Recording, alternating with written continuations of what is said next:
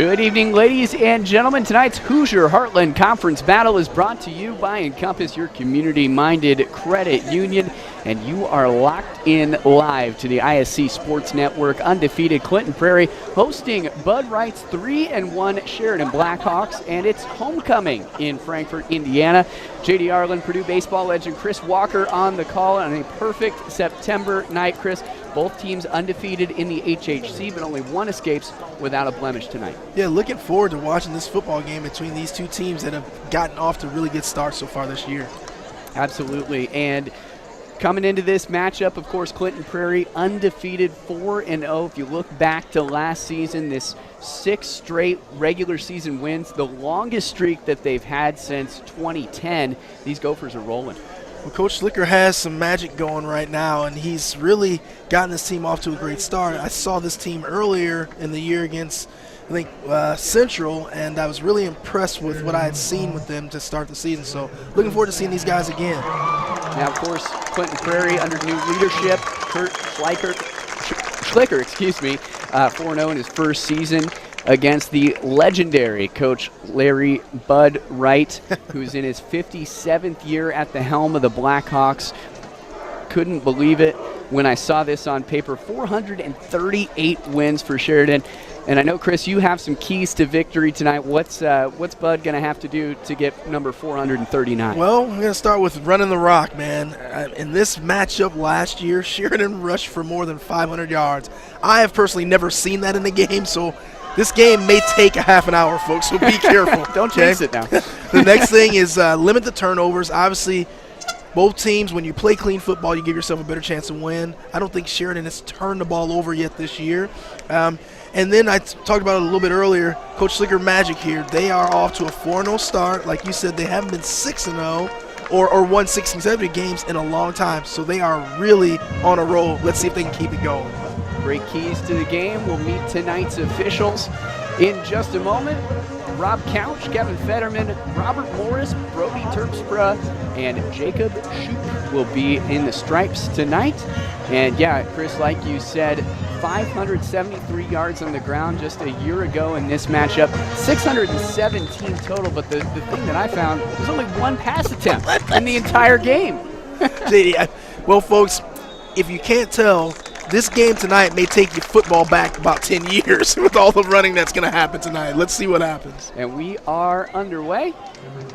Looks like this one will go out of bounds about the 12-yard line. And so that is where the Gophers will get started tonight. Starting quarterback Connor Cobb taking the field for this Gopher offense. Chris, how do you set the tone when you're up against an opponent, of course, that's beaten you year and year after that? What do you do to set the tone? Well, I think now you get the ball first, number one, but I think you need to find a way to put together a sustained drive, take care of the football.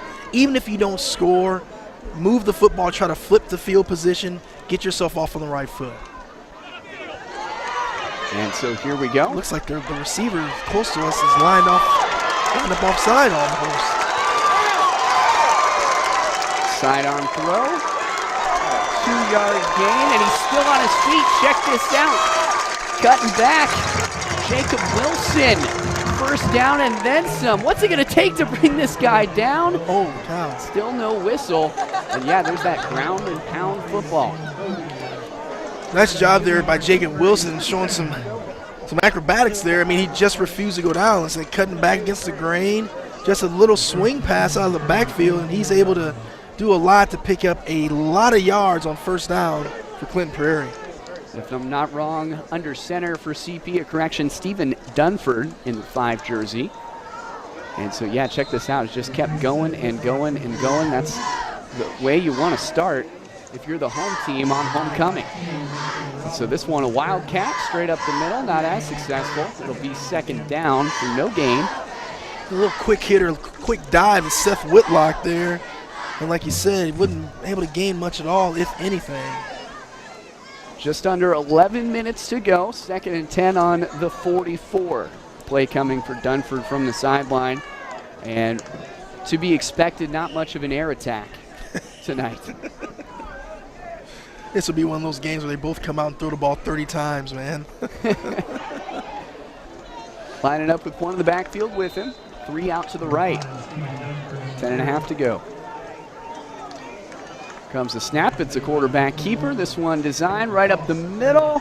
Not much of a gain, if any, so that'll bring up 3rd down. Chris, you got to get a little more creative than that going straight up the middle. Yeah, you really do, and especially, these are the situations when it's 3rd and long, when you're primarily a running team, this makes it really tough for you to get 1st down. So, let's see if Prairie drops back and throws the ball here in this situation.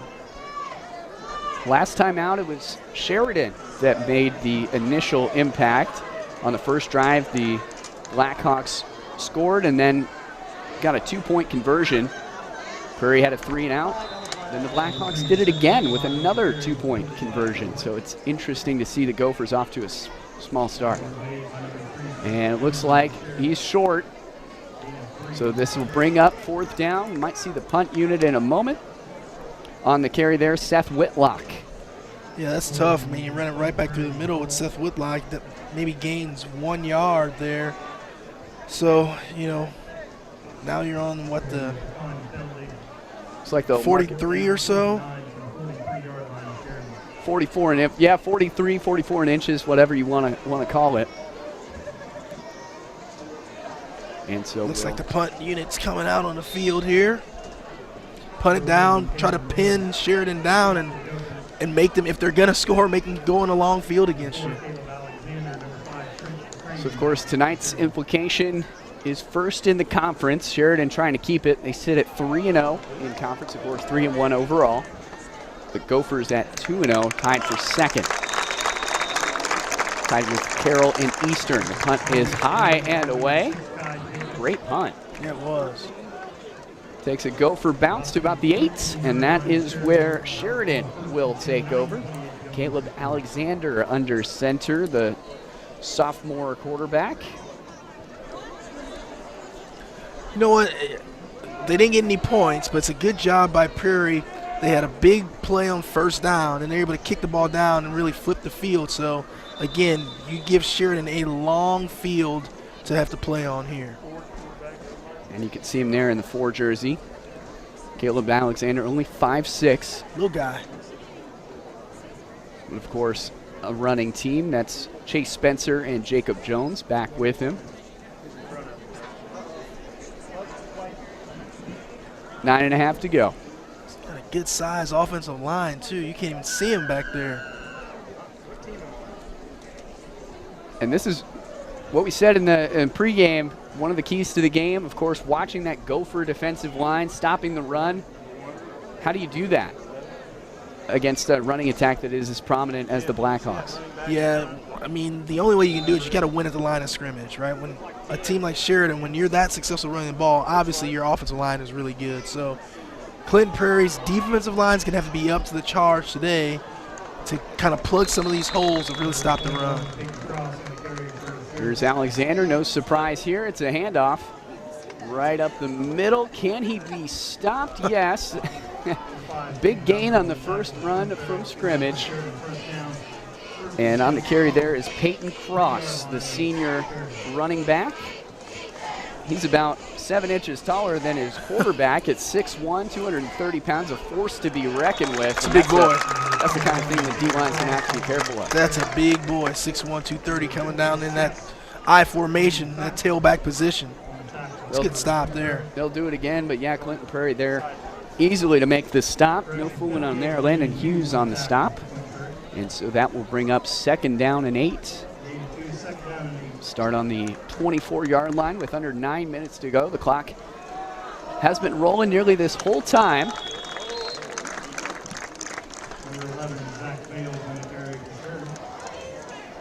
And so another handoff. This play might have been blown dead. And it will right before the 1st down is made, so it'll bring up 3rd down and 4. And we have an injured Blackhawk.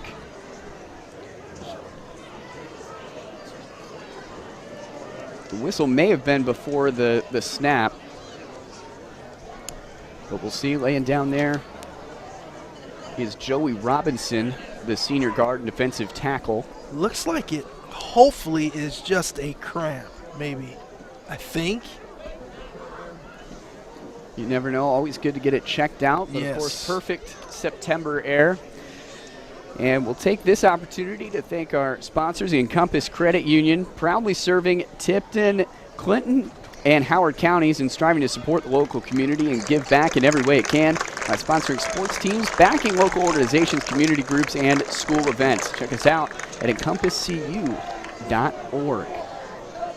And so an early statement made by the Sheridan running offense as Robinson comes out. You know, that's not good. I'm not sure that's a cramp. You normally don't hop off like that when it's a cramp, and you hate to see one of your big linemen go off the field injured when you're such a primary running team. 3rd down with 4 to go. So we'll see if the Blackhawks suffer the same fate as the Gophers on their opening drive. Scrambling, the pitch from Alexander. Cross on the carry, but we'll see if he got it. That, JD, was a tremendous job by Derek McDonald, the cornerback, on the near side of the field here. He did not. He took the pitch man on this option play, and even though he gave up a lot of size on that tackle, he got low and he was able to bring the running back down.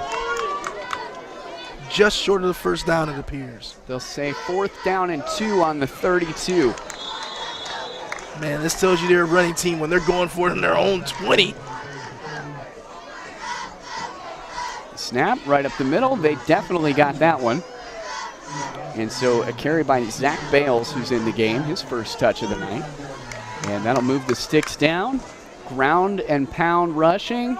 And 7.5 to go. Clock management going to be important if the score stays as low as it is. Yes, no kidding. Well, like we kind of expected this, right? When teams want to run the ball so much. Alexander pitches it back. Cross. Nice job. Nowhere to go. And great job by the Clinton Prairie defensive unit. Caden Davis there on the stop, the 6'4 junior. Yep. JD, I said this the first time I broadcast the Clinton Prairie game.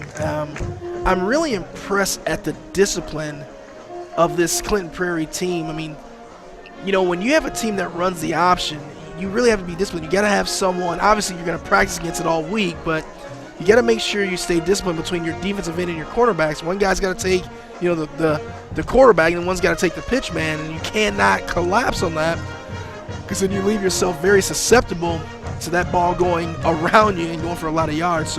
So far early in this game, Prairie has been really disciplined in their defensive approach. I like what they're doing. I do too. Yeah, 7:14 to go, and you know, you talked about defying expectation. 4-0 for the first time since 2010. They did that under Sean Wines. This team has never won a sectional, and so with their eye on the postseason, getting off to a hot start like this is exactly where you want to be if you're a Gopher fan. And to do that, in the words of the great Ray Lewis, defense wins championship. Right? The great Ray Lewis. Yeah, he was a thumper, that's for sure. So back to the action. 1st and 10. Second down and 10. Just over 7 to go. Alexander with a few options in his backfield. There's the option. Oh, they got out of their technique there. Cross down to the sideline, 40, 30, pushed out right at about the 24-yard line. A big rush by Peyton Cross. Tell you what, JD, man, he's a load. You got to make a business decision if you're going to try to tackle him. I may be going at some ankles in this game here, man, because he is just – and the thing is, he's looking for contact. You watch at the end of this play, watch the safety number 5 comes in here, and it's kind of like, what do I want to do? Safety and starting quarterback, by the way. Yeah, no kidding. Yeah. Yep, that's the best part of 1A football right No there. kidding. Cross inside, and that's Zach Bales for a couple of yards. But yeah, Peyton Cross historically has been pretty good against the Gophers. Last year, 207 yards and 2 touchdowns on just, get this, 13 carries. That means 15 yards every time he touched the football. I mean, it's a Madden number. I mean, it's just insane, man. And one of those was an 80-yard 81-yard run. One of his best games of the season came against the Gophers. Of course, that was down Highway 47 in Sheridan. See if he can do it on the road. Alexander, 2nd and 8, 3rd and 8. There's Cross inside. Yeah, I'm not sure that I ever, in my early days of playing John Madden football on probably my Sega Genesis, or I don't know what it was at that time, but probably Sony PlayStation, the original one. I don't know if I was able to run that much with Thurman Thomas because I was always the Buffalo Bills, throwing that ball with Jim Kelly to Andre Reed, James Lofton. I'd give it to Thurman Thomas, just run the crap out of it, man. And I just don't know if I ran for 200 yards. Well, Bud Wright's sure seen it all in his 57-year tenure. And a correction, 3rd down and 7 now. Flag thrown. They finally call. I think it's going to be a legal procedure because I thought I've seen a few times already where they've jumped a little bit. The fullback has been up a little bit or jumped a little bit, so they got to make sure they're paying attention to the snap count and going on time. Got to walk them back. The kind of mental mistakes you've got to limit, especially with such a ground and pound team. You expect 4 or 5 yards of carry. You do that every time, you're going to get a touchdown on every drive. But not if you shoot yourself in the foot. And especially when it's 3rd and 7, right? I mean, now you make it 3rd and 12, and again, when you don't pass very much, you don't have many options other than breaking a big running play. There's Alexander. Gave it off. Some Harry Houdini tricks. Big gain there for Jacob Jones, the senior running back. Well, the good thing about that play, JD, is they were able to pick up enough yardage to make the 4th down play easier, because obviously if they're going to go for a 4th down in their own territory on the 30, they're most certainly going to go for it now. Most of Bud Wright's teams end up going for 2 and going for it on 4th down. There Not a special teams focus. Don't do a lot of kicking. Gotcha. Not at all. So, and you see that. And you see that a lot in 1A football, right? And there is Caleb Alexander lining up with Zach Bales just behind him and Peyton Cross in the backfield there. Oh! He's going to throw it. Oh! Caught. Trent DeCrane. Nice. I love it. Over on that right side. And how about that? Take another look. Caleb Alexander dropping back. Not something we see from the Blackhawks very much. And nearly a touchdown inside the 5-yard line. Now, they'll say it's on the 7, so 1st and goal on the 7-yard line. That was very well executed. Great blocking by the running backs in the backfield for Sheridan there. Play clock at 15. Here's Alexander trying to score.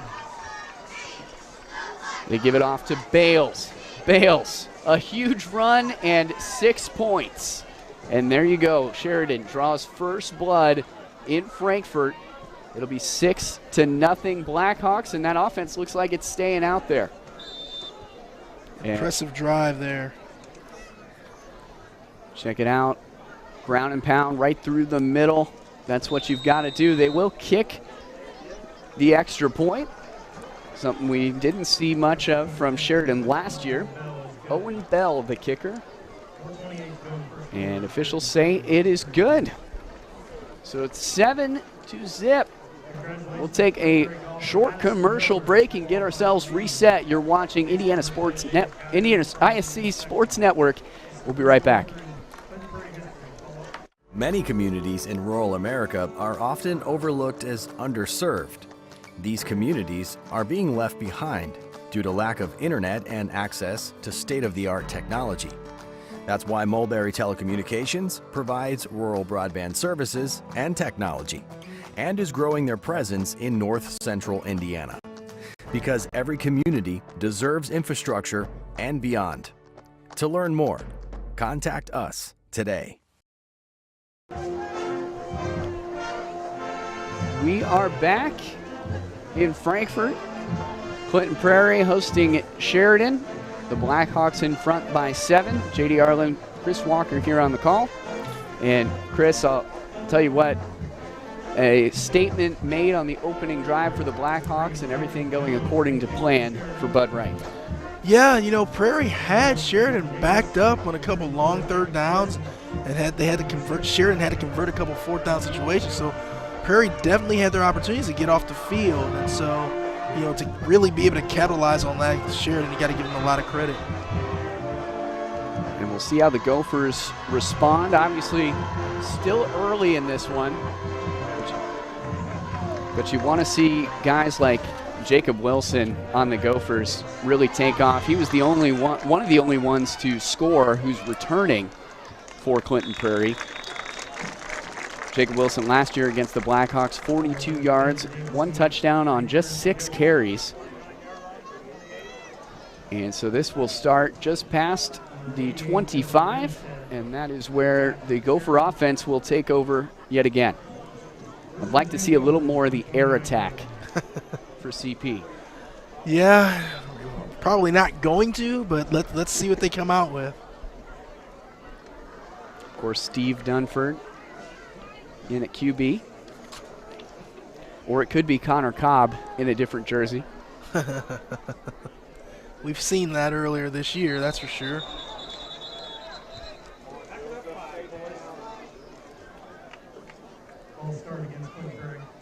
.420 to go. Ooh. And it looks like a few flags in there. Yeah, I think that was number 72 is at the right guard. Jumped early.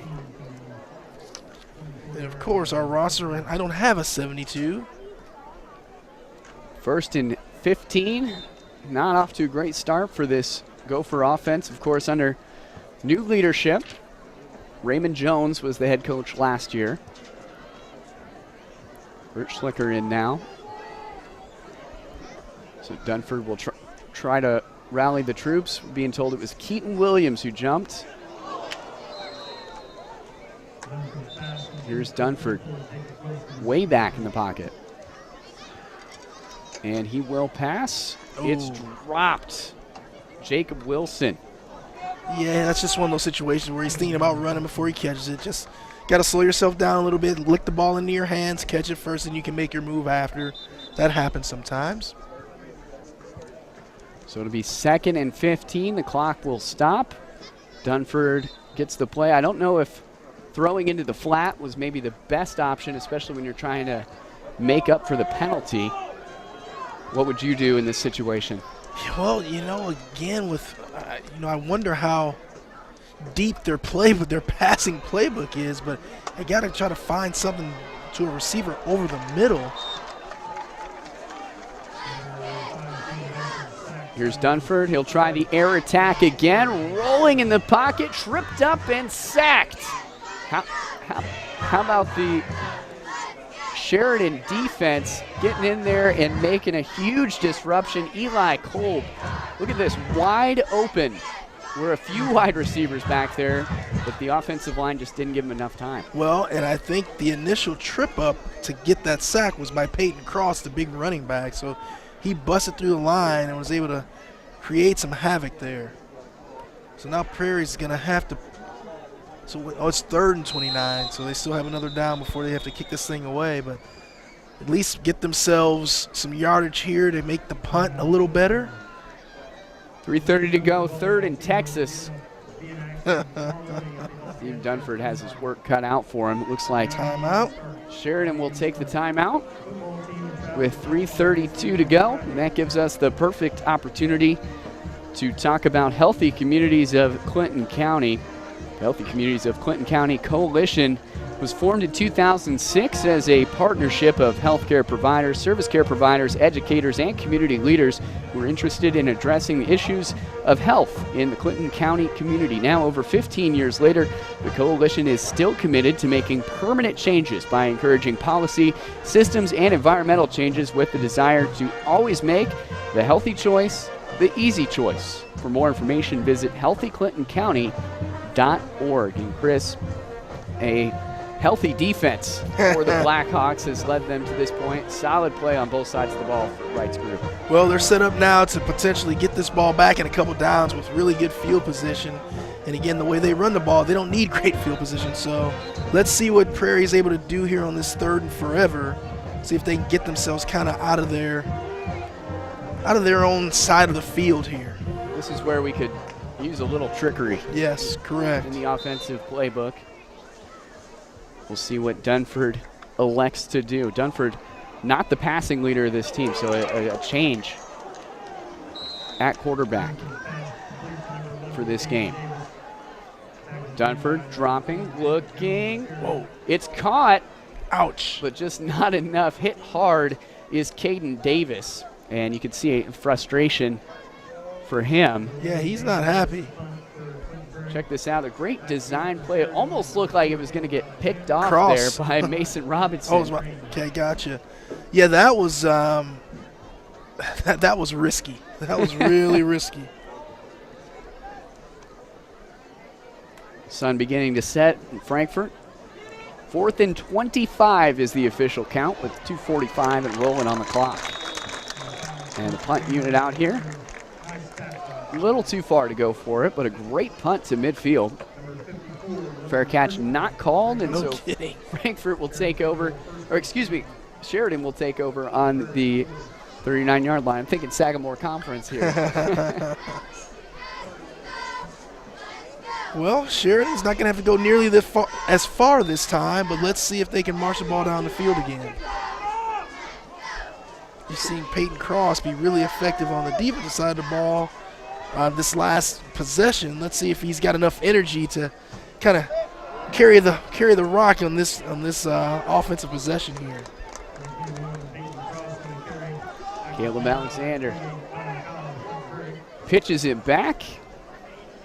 And we've seen that play a few times. It worked really well once, but that one only picks up 5 or 6 yards. Yeah, they seem to be an option team. They like that option. Get the quarterback out on the perimeter of the defense, and he can pitch it out there. But, man, the quarterback takes a beating in this option offense because even when he's not running the ball, as soon as he pitches it, he's getting just roughed up. Score update. Delphi taking on Tri-Central, also an HHC game. Delphi in front 13-7 in this first quarter. And that one blown dead before the play begins. Got to be another legal procedure. Yep. Those kind of mental mistakes, we've seen a few. What is it that gets guys to jump? I just think, you lose concentration for that just one split second, and it happens. You're a little bit anxious. You want to get to your assignment and do it right, and then you just forget, I got to wait until the ball is snapped before I can do that. Well, that clock not stopping. 1:50 to go. 2nd down and 14, another long down situation. This is when it'd be nice to have a little air attack from the Blackhawks. Here's Caleb Alexander.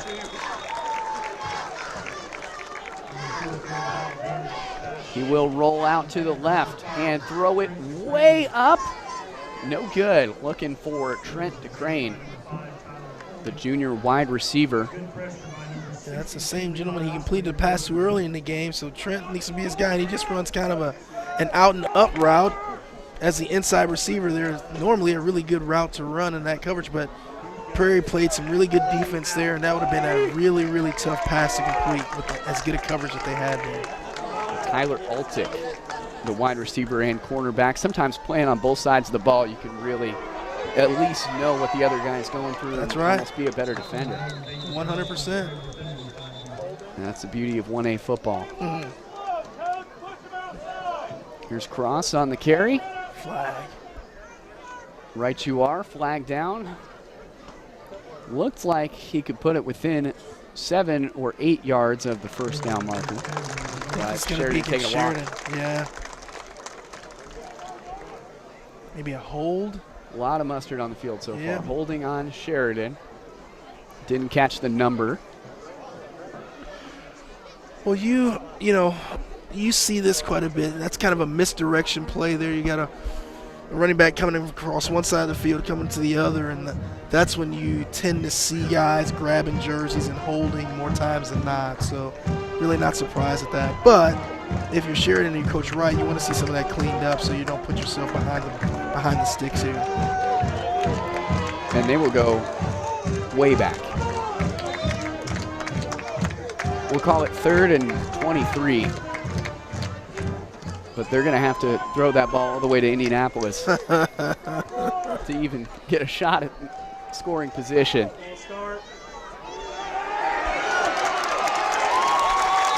Just over a minute. There's Caleb Alexander.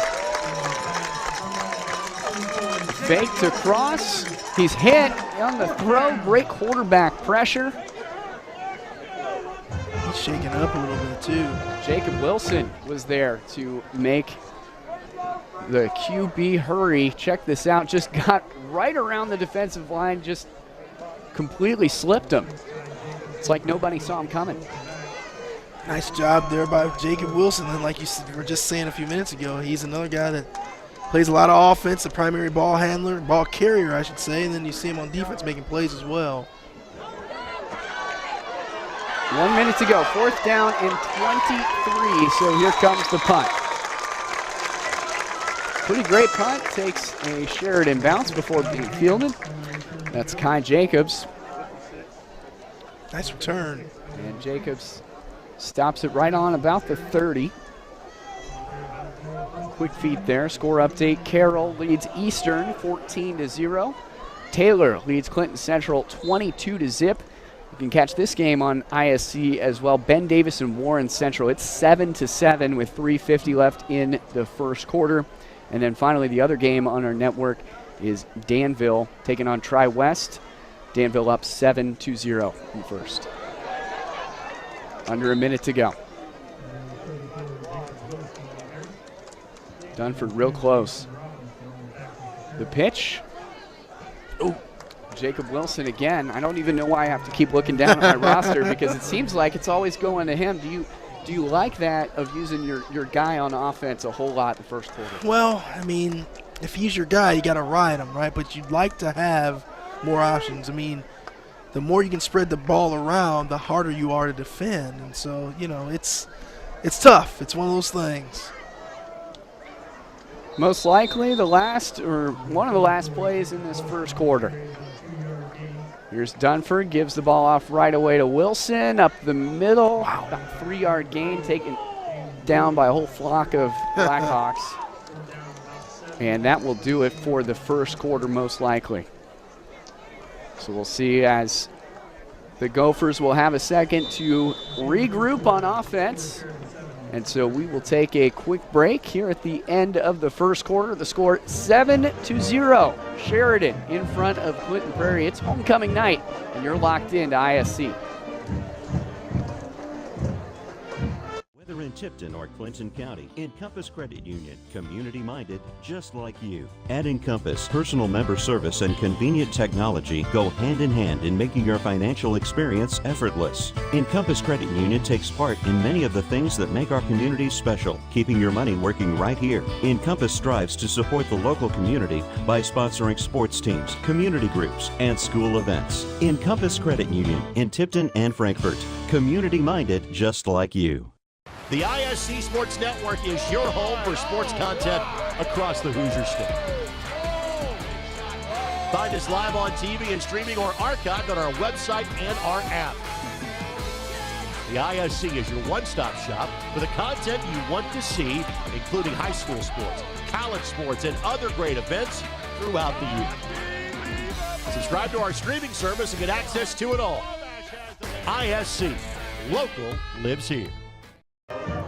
We're back on ISC. Clinton Prairie hosting Sheridan. It's 7-0 Blackhawks. Before we start this second quarter of play, we'll tell you about our friends at Ardente Dental. Ardente Dental is a team of professional smile makers dedicated to leading the community to optimal health. Straighten your smile and improve your confidence today by contacting the Ardente Dental at 765-654-7222 or visiting ardentedental.com. Thanks to our sponsors. And we are back. JD Arlen, Chris Walker on the call, and the Gophers of Clinton Prairie trying to get something together on 3rd and 8.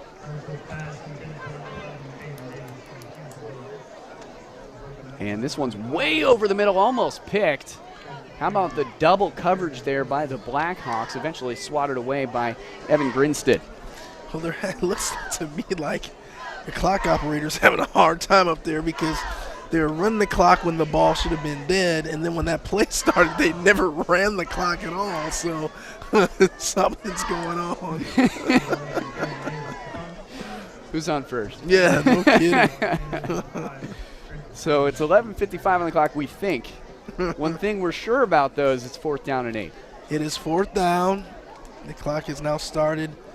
And unfortunately, Prairie's going to punt the ball back to Sheridan and should give them some pretty darn good field position. Punting been pretty good this game. This one no different. Right on the 30. No fair catch. That's starting quarterback, Caleb Alexander. Down the near sideline. Eventually tripped up at the 35. Alexander has some wheels on him, huh? I'd like to see him scramble a little bit more with those wheels. He did a great job there of returning that punt. Man, but it's just, I know it's 1A football, but man, I don't know if I want my quarterback doing all that kind of stuff. I mean, goodness. Uh-oh. Oh, we're going to There's take your a walk block back. in the back that you see so many times. Say it ain't so. I thought I heard it in the headset. There you go. And sure enough, that run wiped off the board for Alexander.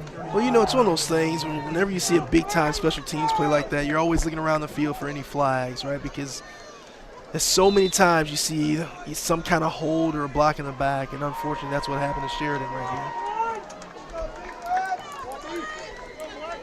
This game already with triple the amount of pass attempts as the last one. Both teams' offense is opening up just a little bit. And Well, here's Alexander off to Cross, breaks free. Cross still on his feet. 3-4 tacklers to bring him down just past the 50 to the 49. A big first down for the Blackhawks. well, I saw a couple of the Prairie guys really going for the football, but the thing is, you got to make sure you secure the tackle, then you can go for the football. Because that, I mean, if you're just trying to grab that football on Peyton Cross, he's so strong, he's just going to keep running through. He's going to run through your tackle.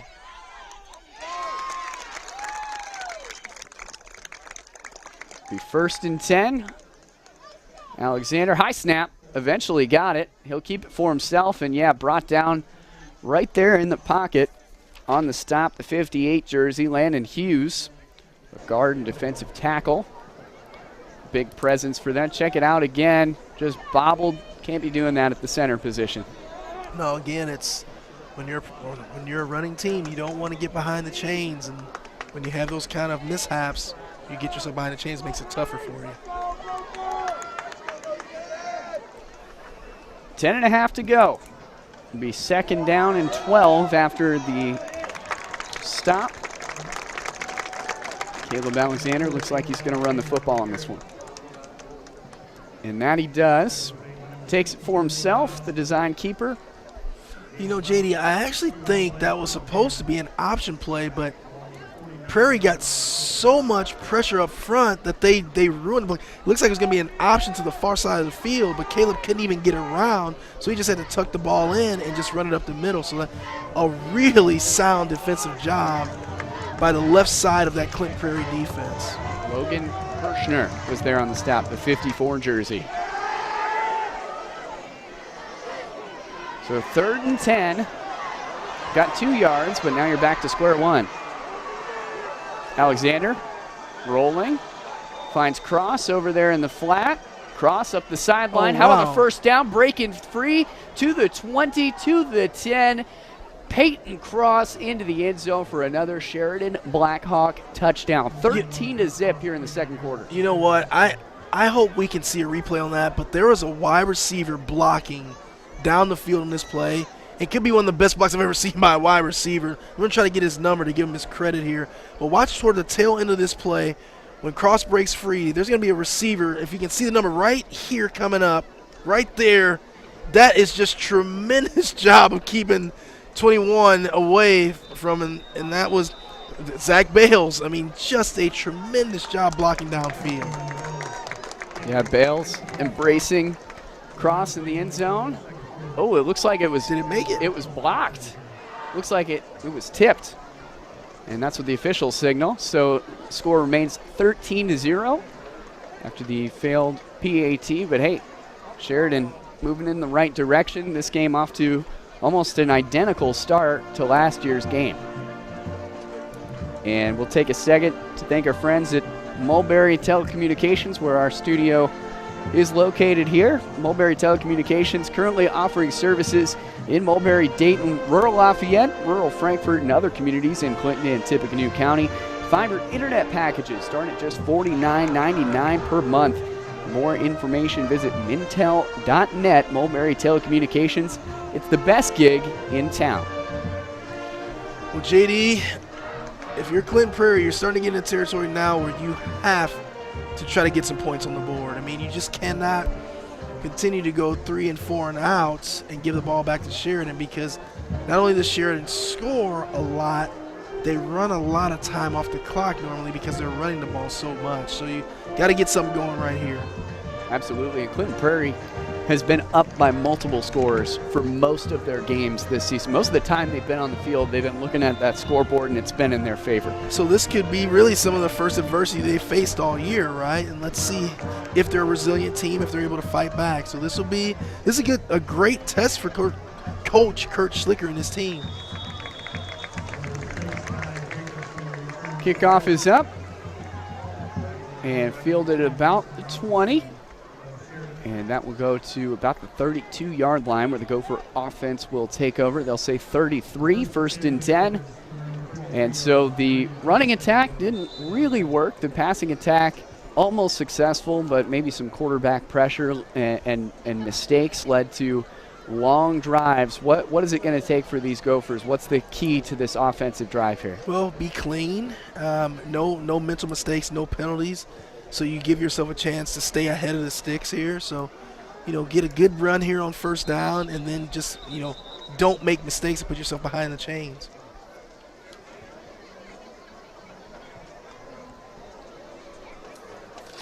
And they just did. As we're just talking about it, you had your right guard, number 58, jump on that play, and that's Landon Hughes, and that's going to put you 5 yards behind the sticks right away. Can't afford to have that. Dunford frustrated. 1st and 15, 9.5 to go in this half. Just like we were talking about. And of course, looking ahead to the rest of the year for both these teams. Off to a great start in Class A, both undefeated in Class A football. In different sectionals, these two. 9.5 to go. Way back there is Stephen Dunford. Good snap over the left side. Ooh. Didn't work out, but I love the play. Caden Davis almost there to make the grab, and that's the kind of slant that they need to be throwing. No, I would agree. A really good job there by Evan Grinstead, kind of stepping in there, and he was not very far from intercepting that football. Great defensive play there. 2nd down and 15 on the 28. And so here we go with Stephen Dunford. Lineup changes a little bit. Look for Jacob Wilson on this one. Oh, and Dunford will keep it for himself after facing pressure. Brought down almost right away by Grinstead and Jacob Jones. Nice play there by Jacob Jones. 3rd and 15. Didn't lose any, didn't gain any. Take another look. So pocket collapses. I'm telling you, man, Peyton Cross is just causing all kinds of problems because he is in the backfield every single play, and he's messing up everything Prairie wants to do. They're going to have to find a way to get someone in front of him and keep him out of the backfield. Good quarterbacks make it back to the line of scrimmage. Great quarterbacks get some positive yardage There you on go. those keepers. There you go. How about the pitch? Wilson. And now not much to go, so that'll bring up 4th down with 8.5 to go. And Jacob Wilson just didn't find his lane, kind of got tripped up. And how do you be more creative than that? Because it seemed like Sheridan read it like a book. Well, to be honest, it's not going to matter how creative you are right now because Sheridan is just flat out winning the line of scrimmage on both sides of the football right now. And so until Prairie can block the defensive line, they're not going to be able to get much done. And that was one of your keys to the game. Yep. So the punt unit out. Up and away to about the 35. It's fielded by Sheridan. They're going to take it. Trent DeCrane is wrapped up almost right away. That's where this Blackhawk offense will take over. And obviously Sheridan looking to separate a little bit more, go into that locker room with a nice, comfortable halftime lead.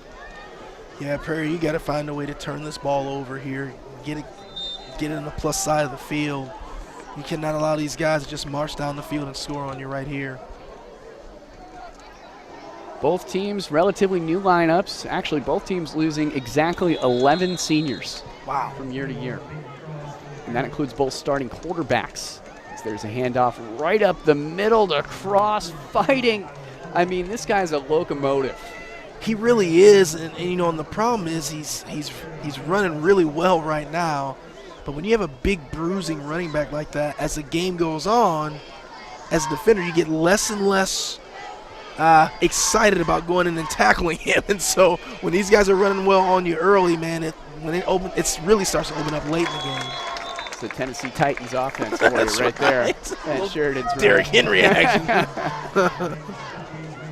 Feed the beast, he slipped. But then, of course, right as we say that, Cross wrapped up in the backfield. Yeah, he wasn't able to get a full head of steam because he kind of slipped right away as he was collecting the handoff from his quarterback. You watch him there, he just kind of loses his footing, and that just, you know, when that happens, not much you can do. So the play coming for Caleb Alexander. Took a second to get it from bunt right. 2nd and 12 on the 43. We're under 7 minutes in the half. This game moving quickly. Alexander to Cross. I feel like we're going to be saying that a lot. About a 3.5-yard gain, so it'll be 3rd and 9. That's a really good stand right there by the Prairie defense. Now you make it tough. But we've seen early in this game, these are the situations in the down and distances where Sheridan has actually thrown the ball. So I want to look to see Caleb Alexander get kind of on the outskirts of the defense and try to look down the field for a pass here. They can almost play across like a tight end. Yes. Yep. Would be beneficial. Get him blocking. Alexander fakes the handoff. Play action. Keeps it for himself. Wrapped up and the ball's loose. Looked like Clinton Prairie recovered. We'll see what the officials say, but right away, I think they're saying he was Osler down. was all over it. They're going to say his knee was down. Oh, my Lord. That would have been the break that I was talking about, trying to turn the ball over and get the ball in plus position.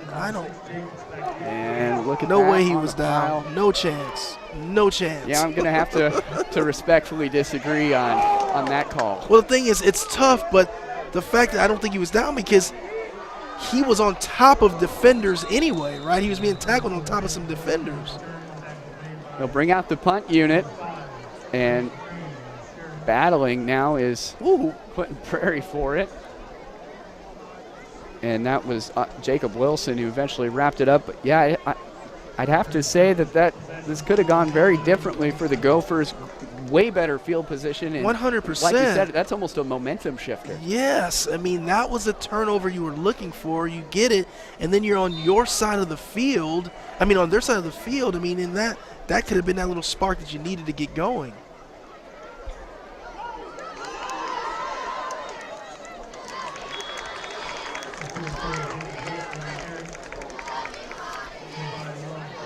The pitch, Wilson finding some room at long last. You know, if they keep trying, eventually they'll succeed. As we cross 5 minutes, it'll be 2nd and 5. Yeah, that's a good gain there by Jacob Wilson. That's a long 5-6 yard run there on 1st down. So that's a good start. Dunford gives it right off to Whitlock, who goes nowhere.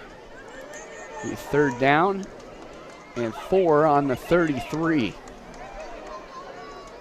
With 4.5 to go. Warren Central and Ben Davis, of course, on ISC as well tonight. They lead 21-7. Warren Central in front.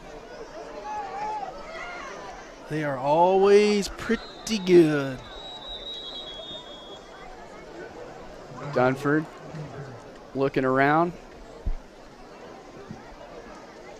And we'll see creativity on 3rd and 4, but this play blown away. Is a timeout called, maybe? It'll be a timeout for the Gophers as they try to avoid a delay of game, I believe. And so with 4:10 to go, something's got to give on that Sheridan defense. We welcome you to the studio. It looks like one timeout left for the Gophers, and that clock management becoming more and more important. Chris, what do you think it is that these Gophers are missing on the offensive side of the ball? And we've talked about it several times today. It's, this possession, this drive started with an unfortunate penalty, right? And so you put yourself behind the chains, and then it's just, that's if you can clean that kind of stuff up. It's going to make it easier for you to score touchdowns or get the ball in better field position to maybe be able to do something down the field. And so we resume action as the Gophers try to end the half on a positive note. 3rd really long 4. Check it out, 5 versus 5. And they'll say down by forward contact. It's Steve Dunford just wrapped up in the backfield. No place to go. Trent DeCrane there on the stop. And just not a lot of edge defenders. Not a lot on the edge for the offensive line, and that opened the door wide up for Trent DeCrane. Well, JD, we talked about it. Right now, it's football is a great sport, but it's not very difficult.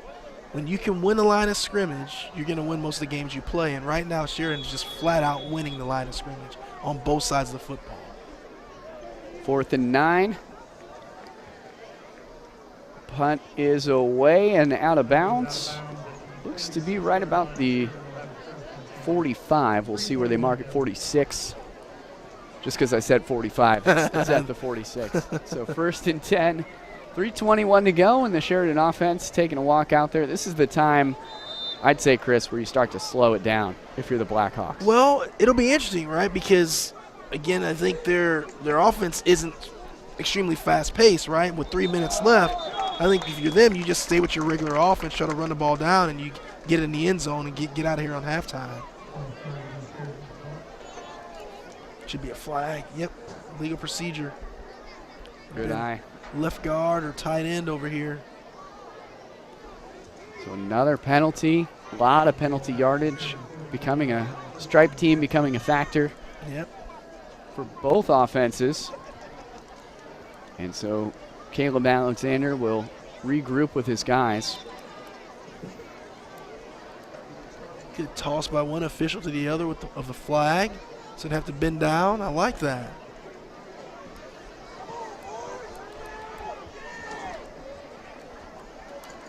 Just over 3 to go, 1st and 15. Long way to go for Alexander. See if he opts for the air attack again. Regardless, you'll probably see the 21 jersey, Peyton Cross. He's on the right side of your screen. A good block by Cross there, but not enough. Alexander wrapped up. Guess who? Jacob Wilson. Give that man a break. He's been doing it all for these Gophers tonight. Yes, he has. Yeah, take another look. A great job by Cross of trying, but just didn't wrap him up in time. Almost pushed him right into his quarterback. It's a good job by Wilson there. He kind of made the initial contact with Cross, who was trying to block him, and he kind of spun off of it, and he spun right into the running back, or right into the quarterback. He was able to make the play. 2nd and 24. We'll call it 2nd in Ohio with just under 2.5 to go here. Pitch to Cross, nice stiff arm, stays on his feet. 3 tackles, how about 4 tackles? How about 5 tackles? Breaking free to the 30. Cross is home free for the score. I believe he got in, and they will say he did. Wow. So make it 19-0. Sheridan in the lead. Peyton Cross into the end zone for a 2nd time. And what a run it was. I mean, he got by, I think, every defender out on the field. Yeah, and I mean, that's one of those things where as a defensive coach or defensive coordinator, you're upset because you don't make the play, but you had plenty of guys in position to make the play. You got to gang tackle this guy. You got to get several guys around him, and you got to grab him, and you got to hold him. You got to pull him down. You know, they were in position. They just could not corral him to make the tackle.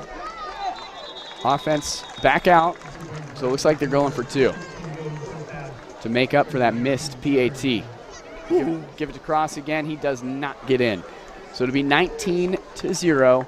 And, you know, something that I see, we were talking about the Titans and their great rushing attack. Something that I saw the Giants do last week against them in the NFL was they forced Henry right up the middle. And they forced him to go meet a few defenders right on that line of scrimmage, and then they won the line of scrimmage.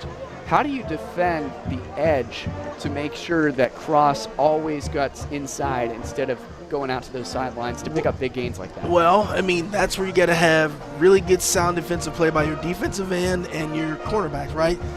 Whatever defensive end it is, you got to make sure you're engaging the tight end or whomever's blocking you with the ability to have your wide side arm available, right? You cannot let them get you pinned inside and get you turned in, because once they do, you open up that outside contain, and then you're in big trouble, right? So as long as you can keep that outside arm free and work up the field, you should be able to turn the running back or quarterback back inside to where your help is. Well said. Important notes for the Gophers, who try to look for anything in this first half. A bleak look on homecoming night in Frankfort. And I think a lot of that, of course, a lot of Sheridan's success you have to attribute to the guy at the helm, Larry Wright, in his 57th year. 57 years doing anything. Is so impressive. I mean, 57 years living is a good run. I mean, it just is. It's a good run. Started at Sheridan in 1965. Man, oh man, that is awesome. That is truly awesome. Veteran leader, to say the least, one of the all-time greats in not only Indiana but high school football in general. So JD, here's a situation we have now. If you're Prairie, you got to be really careful here. You absolutely cannot give the ball back to Sheridan and give them an opportunity to put any more points on the board. So you got to find a way to march the ball down the field and get some yardage, eat up some yardage, at least run this clock down so Sheridan cannot get the ball back. Sheridan, of course, will get the ball after halftime. A 2-minute drill for the Gophers, and you're right, got to get something going and march down there, execute that 2-minute drill. This is something that is easily practiced. We'll see if they can put that into motion. And right up the middle is Wilson. Not much of a gain, winning the line of scrimmage there. On the stop was Zach Bales. Hearing his name called quite a bit as well. 2nd and 7, a 3-yard gain on the 32-yard line. Just over a minute and a half to go. Looks like Bales is, kind of in that fullback position on offense, the up back, and then he's middle linebacker on defense, and he is in a lot of plays on the defensive end. Davis into the game, and he'll get the ball, the 6'4 junior, who, of course, incomplete there. 3rd down and 7. Got to hang on to those. Yeah, and it's 2 problems with that. You drop the pass and the clock stops, right? So now we're getting into that nitty-gritty to where, like I said, get about 1:30 or something left right now, and it's 3rd and 7. So there is an opportunity, a chance that Sheridan may get this ball back with a little bit of time left. I'd like to see a little more route running from Davis as well. Very easy play design there, but he's got the 6'4 frame. He can get up there and get the football. True. The problem is does Dunford have enough time to deliver the football to him? Flags down, and so another, I believe, false start. Yep. On the offense, it will be. So that'll push him back 5 yards to make it 3rd and 12 with a minute and a half. Yeah, that's not where you want to be in this situation. Yeah, Prairie they've been really good so far this year, but they've kind of melted down a little bit with some of the mental mistakes in this first half. Let's see if they can kind of get out of this quarter without any further damage, get to halftime, get to the locker room, regroup, and come out and play cleaner second half. Yeah, of course, that big win over 4A Frankfort in week 2 for the Gophers. Wilson on the carry, nowhere to go. And that'll bring up 4th down. If I'm Sheridan, I'm calling timeout right now. Clinton Prairie on average this season. Wow, I can't believe it. They're just gonna keep going, keep rocking and rolling, it looks like. I think they may have just called a timeout. But important to note, yeah, if you look at the scoring averages of both squads, Sheridan above average and Clinton Prairie vastly below, usually scoring 24 points in the first half of their first 4 games. Of course, is 0 on the scoreboard now, and Sheridan about 6 points above average at the moment. Yeah, this for sure is the most adversity they faced all year. And they'll punt it away. It's under a minute now. Fair catch signaled, bobbled, and then scooped up. So it'll still be Blackhawk football on the 41. So they have 45 seconds or so left. Ball on their own 40-yard line. Do you just take a knee, get out of this? Or if you're Sheridan, do you try to maybe you run the first play on first down, give it to Peyton Cross and see what he can do, and if he does something spectacular, you play it, and if he doesn't, just run the clock out and go into halftime. Might be time to have a little fun, experiment. You got 45 free seconds here. It's not going to really change the outcome of the game no matter what you do, so I'd love to see them. I'd love to see Caleb Alexander just launch a long bomb downfield. But they'll stick to their game plan. Oh, my goodness. And breaking free is Zach Bales. You know what, give number 28 some credit for Prairie. That is, I don't have a number 28, unfortunately, on my roster. But, man, that's a shoestring tackle. That's Cobb there, I'm sorry. That's a big-time tackle because that would have been another touchdown. And clock restarts. Again will be Bales. Yep. Ooh, got slammed down pretty hard that time. Head hit the ground. Yeah, Cobb again on the stop. Man, the Gophers playing man defense, it looks like. They are really getting up to the line of scrimmage pretty quick and running the heck out of this football. About 20 seconds to go. And again, stuffed is Bales. That may be the last play of. They might call a late hit or. That was some of the best acting you'll ever see by number 11, Oscar goes Caden to Davis. Caden, that was tremendous, bud. Hey, it's only acting if it doesn't work. It works, so hey, you'll take it. Now, if you're Sheridan, you just take a kneel down and get into halftime. So check out the fall musical here from the Gophers and wrong kind of football. Yeah, no kidding. Yeah. I think Greg Rakestraw is used to seeing that on the soccer pitch, but man, we don't do that in this sport, bud. Can we call it a yellow card? 3rd and 19, 25 to go. That was a great replay. Tremendous job by our production staff getting that replay. Caden, you're going to be able to talk about that one forever, man. That was awesome. Oh, I love it. I love it. Bud Wright may let the clock run out here because there's 9 seconds on the clock, and I believe the play clock is at 15. So 3rd and 19, I think the Blackhawks are going to call it quits. They will. And so that will, well, clock operator may have made a little mistake, so this probably is the last play. Or not. Or not. Not really too sure what's going on, but that's okay. It'll bring up halftime, 19-0. Sheridan leading Clinton Prairie on the road. It's homecoming night in Frankfort. You're locked into ISC. We'll take a quick break. We'll come back, a little halftime analysis from our studio here at Mulberry Telecommunications. You're watching ISC Sports Network. High school sports fans, welcome back to Game Time, to pure spirits, to pure sports. Welcome back to high school sports. Fans, I'm IHSAA Commissioner Paul Knighty, and I just want to say, welcome back. This is Game Time This is Indiana high school sports. This is your IHSAA. Ball here. Harris scores. With 19 seconds left. Fake players, big boy. I'm telling you right now, that's awesome. I love it. That's the finish. You get a layup taken and an and one.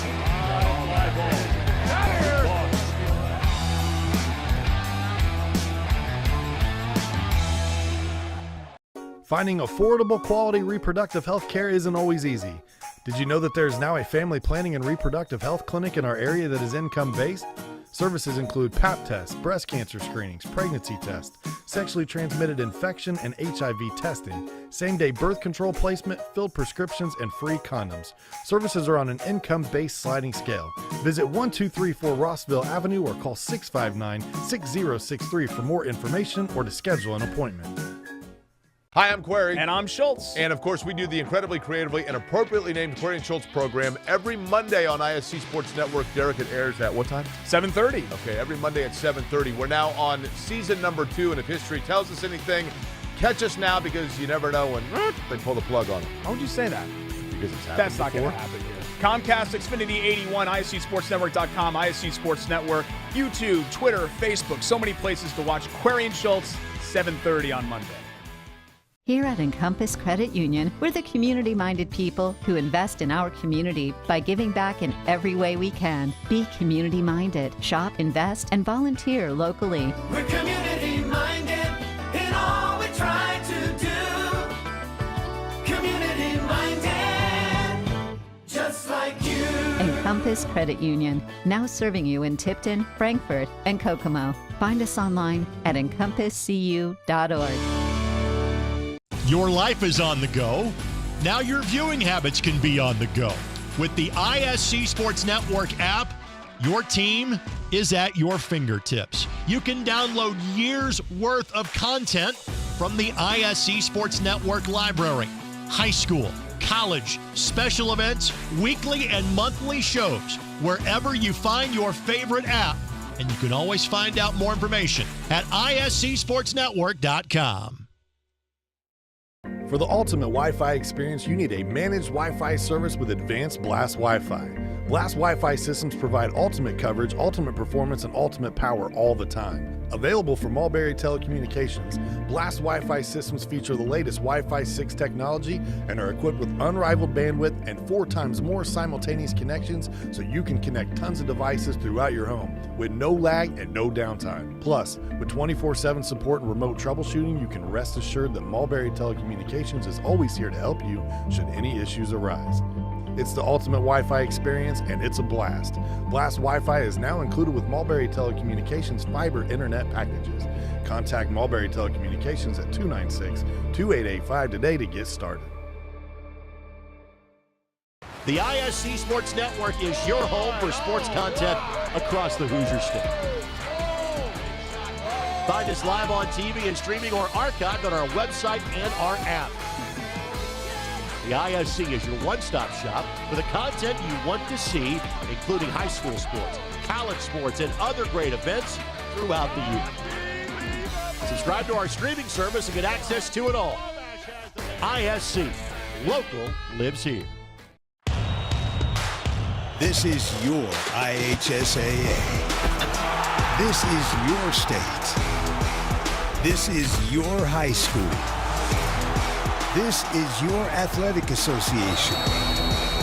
Fans, I'm IHSAA Commissioner Paul Knighty, and we're here to make sure that all of this remains yours. This is your state. This is your community. This is your IHSAA.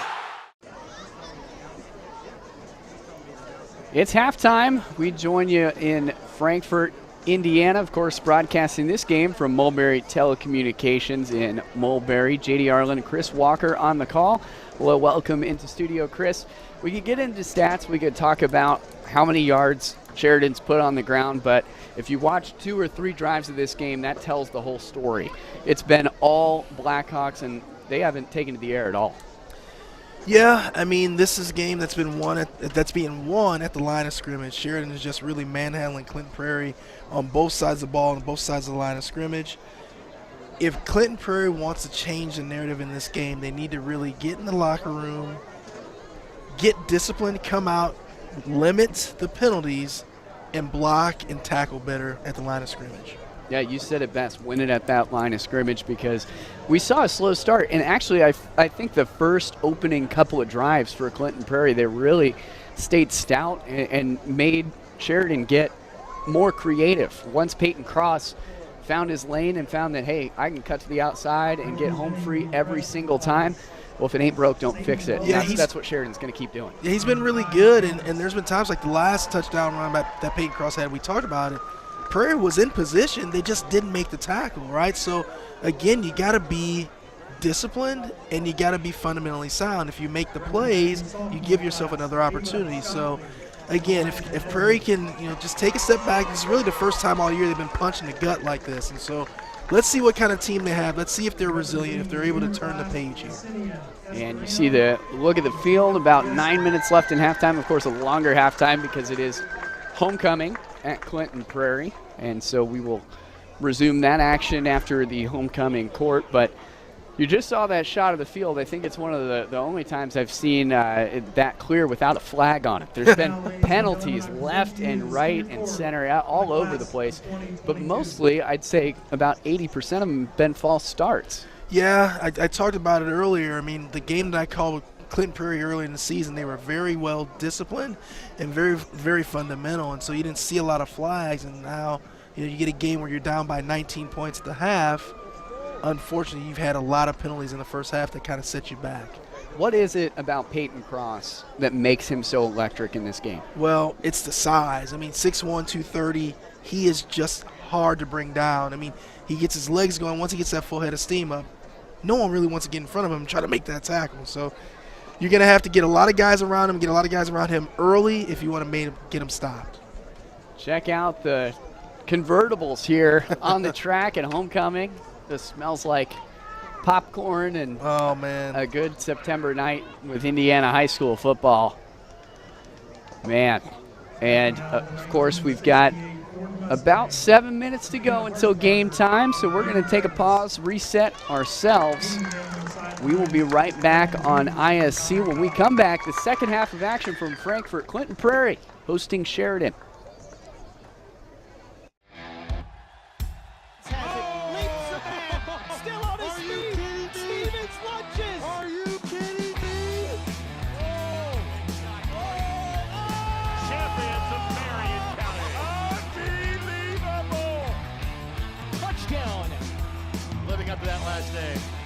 Wabash has the lead for the first time today. Said that was going to be a highlight reel. Oh, baby. Yeah, you can celebrate after that. There is something for everyone at Mulberry Pizza King. We have fresh salads, hot sandwiches, frozen treats, and fountain drinks. And of course, pizza. Always made to order and cooked in our ovens until your pizza is fit for king. So come see why we've been a Mulberry tradition since 1974. Dine in at 137 South Glick Street, Mulberry, or call 765-296-2344 to place a carry-out order. I brought you a present. A book. Follow the adventures of the Ardente Dental team as they fight cavities, gum disease, and create beautiful, healthy smiles. Inconceivable. Hello, my name is Dr. Snyder. You cause cavities. Prepare to die. Inconceivable. To make your smile look straight and fine, our braces per month are just $1.99. Inconceivable. You keep using that word, I do not think it means what you think it means. Have fun at Ardente. This is your IHSAA. This is your state. This is your high school. This is your athletic association. Fans, I'm IHSAA Commissioner Paul Knighty, and we're here to make sure that all of this remains yours. This is your state. This is your community. This is your IHSAA. Hey there, welcome back to our studio here at Mulberry Telecommunications. The mission of Mulberry Telecommunications is to bring internet to people who need it the most in rural communities. So here's a message from them about their newest fiber service. Take a listen.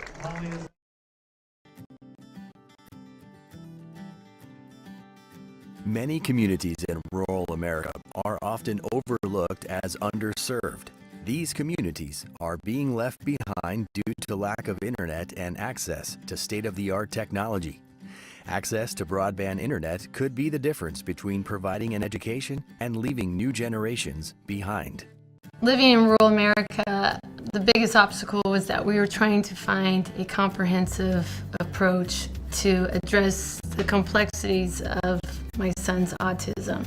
I mean, we needed people that could break down the complex issues that we were experiencing, that I understood what I needed to do, that by having high-speed internet, we were able to get the resources and the education we needed.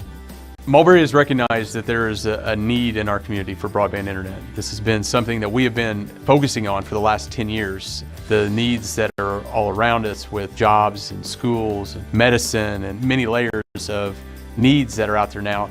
But it's not just that, it's the bandwidth required for those needs. You think about any normal residential family and look at what they're doing on a daily basis. It changes a lot, but the bandwidth requirements seem to be that consistent element of this. But also even more than that, we're starting to expand into the CLEC portion, which is the non-traditional boundaries that we have. And so for us, it's a natural transition because of our aggressive stance with fiber and where we hope to go even in the future. So it's enabled us to be in that place where as we build out these networks, we're seeing the needs of today, but we're also doing it and recognizing the needs of tomorrow and trying to build out that way. Fiber optic technology can enhance a community's way of life and provide new opportunities never before available. Luckily, local organizations are working together to solve the problems that major telecom providers have ignored. Being able to deploy new technologies like fiber optic internet, for example, I think is imperative. And during the pandemic, we've kind of seen that. Everybody, regardless of the location, needs to be able to work, attend school, even consult with doctors completely remotely. And that's something nobody could have predicted 2 years ago. So having access, regardless of location, is, well, necessary to be able to handle challenges like we're facing now in the future. Getting access to make things beneficial for our customers, that's the key. That's the name of the game, is how can we get connected to even those furthest reaches that are out there. We started from the outside and started to work in. So a lot of our rural customers, as we built out our fiber network, they received the benefit first. And as we start to look at our future and how we're forecasting what's next for us, and we want to be able to go into these areas that we recognize a need for and go in and do what we do best, which is serve them with broadband internet. And being able to allow that rural customer the privilege to be on that network, and that's what motivates us. Well, originally when we were with the slower internet, it was always frustrating because we didn't communicate well with one another. It's a lot of the teaching and a lot of how they're training me about nutrition or about other things that I need to do within my home. The internet connection was slow, or what I was saying was getting all muffled, then that's very frustrating. Definitely with high-speed internet, everything was just perfect. We were able to communicate back and forth as far as what was going on in the videos that I was sending to them, and so that was huge. I was able to really communicate, and that's what's necessary. Mulberry Telecommunications provides rural broadband services and technology for over 100 years. Their mission is to provide an essential infrastructure for their community and beyond. We have lived in this house for 15 years, and it's in a rural area, and we were having terrible internet service, and that was very frustrating because I wanted to be able to run my business. I wanted to be able to also communicate with a clinic that was in Philadelphia. So there's goals that I wanted to achieve, and those goals were not going to be achieved without high-speed internet. So we approached Mulberry, and we told them what our needs were, and they met those needs. They went above and beyond, and the service has been perfect. I grew up in a rural community myself, so I understand the pain of not having any access to broadband whatsoever. So I love that every day we get to solve those challenges for everybody. Also, honestly, I just like the challenge and love the learning opportunities that come with it. This career field is so broad and vast that I feel like I could go for another 40 years and not fully master every part of it, and I think that's awesome. Mulberry is a cooperative built and managed by local community members with the mission to provide equal opportunity and state-of-the-art technology to Americans in rural communities. Mulberry strives to provide outstanding customer service and enhance their customers' way of life. When I started at Mulberry 5 years ago, we were using less than a sixth of our current internet traffic today. Now, after the pandemic, we've seen customers use their internet at all times throughout the day. So we're really focused on reliability, redundancy, and scalability looking into the future. With the world that's really shaking a lot around us, we can be that stable force. We can be that connection point to get them to whatever they need to do, no matter if it's very high and of importance or if it's very low and it's just something to do for fun. As a telecommunications provider, we want to be that connection point to our customers. Our mission at Mulberry is to serve the rural community. It has been that way for 100 years and will continue to be that. To learn more, contact us today. So a special friends at Mulberry Telecommunications, a really cool mission, Chris, what they're trying to do. And so we have a couple of score updates. Of course, we told you halftime was going to be a little longer just due to the nature of homecoming and those sweet convertibles that were out there. Ooh, dropped my pen. So about 1:55 on the clock, and I've got some score updates. So going on in the HHC, that is the Hoosier Heartland Conference, Delphi leading Tri-Central 27-7. The Oracles still looking for win number 1 of the season. Carroll up 27-14 on Eastern. They've got 1:22 left in their half. And Clinton Central is, of course, playing Taylor. Scored there 22-0 in favor of the Titans. Now, let's talk about the games on ISC.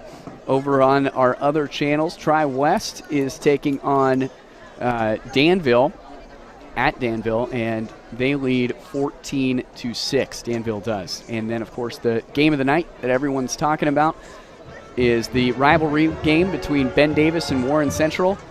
As expected, Chris, knotted up 21-all. Wow. So Ben Davis comes all the way back, and this is, of course, a game that's always decided by just a couple of points. Really exciting stuff.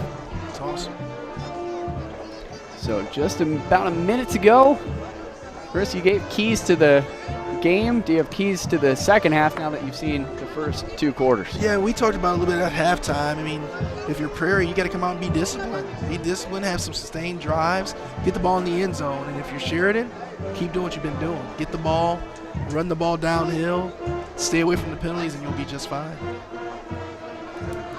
And, of course, we will see if they respond. I'm impressed with what I've seen from Dunford, the quarterback for Clinton Prairie. He really hasn't played that much this season. They usually go with Cobb, but the split time between Dunford and Cobb, trying to see who fits best under center. Of course, Dunford with about 50% completion rate this season heading into tonight, but only 20 pass attempts through the first 4 games. So this is a team that's used to running the football quite a bit. Maybe we see more air attack in the second half. Could be wishful thinking. Well, but, you know, you may have to. If you're down and it's really late, you're going to have to do something to try to get back in the game pretty quickly. See both teams coming out to the field now, ready to start the second half. And, of course, Sheridan gets the ball to start because they deferred. Tell you what, JD, if you are Sheridan here, you got to be careful, look for some shenanigans here. You never know. Clinton Prairie may be an opportunity to try a little onside kick here to get the ball back. So you got to be heads up here and just be ready for it. Well, of course, a Madden amount of rushing yards in the last time these two teams played. That's right. Why not a classic Madden move? Absolutely. Going for the onside kick there you go. At every kick. I do that. I'm I telling don't know you, about you. every time. Every single time. Yeah. This will be a Kind of squib. short, yeah. Oh, So you were right, some trickery. Yeah, it was. 37-yard line is where the Blackhawks take over. A good wrapped up kickoff return there. And that's what you got to do when it's moving around like that. Sometimes just falling on it is the answer. And, of course, it's Zach Bales in the middle of that play jumping on the ball. Make sure they get it. Bales played a bigger role at the end of the second quarter, leading a drive that almost turned into a score. So stick with Alexander under center. He gives it off to Bales. Up the middle, about a 1-yard gain. It'll be 2nd down and 9. Oh, they'll say 3-yard gain. So 2nd down and 7 on the 41. About 11.5 to go in this third quarter. Yeah, he got a lot more on that play than we thought he did. Could just be the camera angle, or of course we're remote. But maybe a reach at the end there. And so 2nd down and 7. They'll stick with that rushing attack. Of course, they do have a wideout as an option. But no, they'll give it to the big man. Here goes Peyton Cross. I mean, just an unstoppable force. Picks up the first down and then some to about the 41-yard line. Peyton Cross is such a weapon. Well, you line him up in that tailback position. He's a deep back, and you give him about a 3 or 4 yard running head start, and he gets going. And it's, again, good luck to who's ever going to stick their nose in there to try to bring him down. You're right, the style of football, something you said in the first quarter, it takes you back about 10 years. Oh, my goodness, it really does. And Cross again. How about another first down? Fighting his way just beyond the 30-yard line. They'll mark him at the 29, 1st and 10. 2 runs, 2 first downs. Peyton Cross, great start. Well, JD, we talked about it earlier in the game. I mean, this is one of these tough situations where, man, as this game wears on and you're a defender, you are getting tired of having that big boy lean on you. So you're not too excited about putting your nose in there to make a tackle. So expect to see him keep rattling off these longer runs. He doesn't seem to be tired at all. No, he doesn't. This time they'll wrap him up, and as good as he is, you can't run it every time. No, but that's, if you're Clinton Prairie, that's what you have to do. If you can get some penetration by your guys up front and have some guys in there getting a hand on him as he's collecting the handoff, you have a better chance of stopping him and slowing him down. 2nd and 12, so Cross lost 2 yards on that. Not a sentence I've said much tonight. Ball's on 30 with 10 to go. Alexander. He'll try a different target. Left side, Jacob Jones breaks free and scores. Jacob Jones into the end zone for the Blackhawks. And this deficit grows even more. 25-0.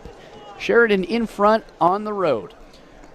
Just a little misdirection play there. Jacob Jones gets one of his first carries of the game, and he goes pretty much untouched for the touchdown. And Jones just the ghost. I think everybody expected Cross or Bales to get it again. Jacob Jones has been sort of a secret weapon. Well, this Sheridan team is putting on a show right now. They are doing whatever they want to do from an offensive standpoint. Hey, including in 2-point conversion there. Little nice trick play. Peyton Cross grabs it off of the pass from Trent DeCrane, and that'll be 2 more, so make it 27-0. Insult to injury, and there's just not a whole lot you can do if you're the Gophers to defend against that one. Yeah, it's a really well-designed play, and when you've been running the ball with such effectiveness, you're going to bite on any kind of play-action type of situation, and so just leaves you very vulnerable. Trent DeCrane picking up his first passing yards of the season. You know, you and I talked about it a little bit off air. If you're Clinton Prairie, you now get in kind of danger zone because now you're only 8 points away. You're a touchdown and an extra a 2-point conversion away from a running clock, and you don't want to be in that situation. Yeah, of course, the new rule from about 2 years ago was the 35-point deficit triggers a rolling clock no matter what point in the game. But, I mean, Chris, it's mostly been a rolling clock. Yeah, that's a good point. With as much as, first downs have stopped it, sure, but the only thing that's really been stopping the clock has been penalties. What have we seen Have we seen 4 passes? I mean, have we seen more than 4 passes in this game so far?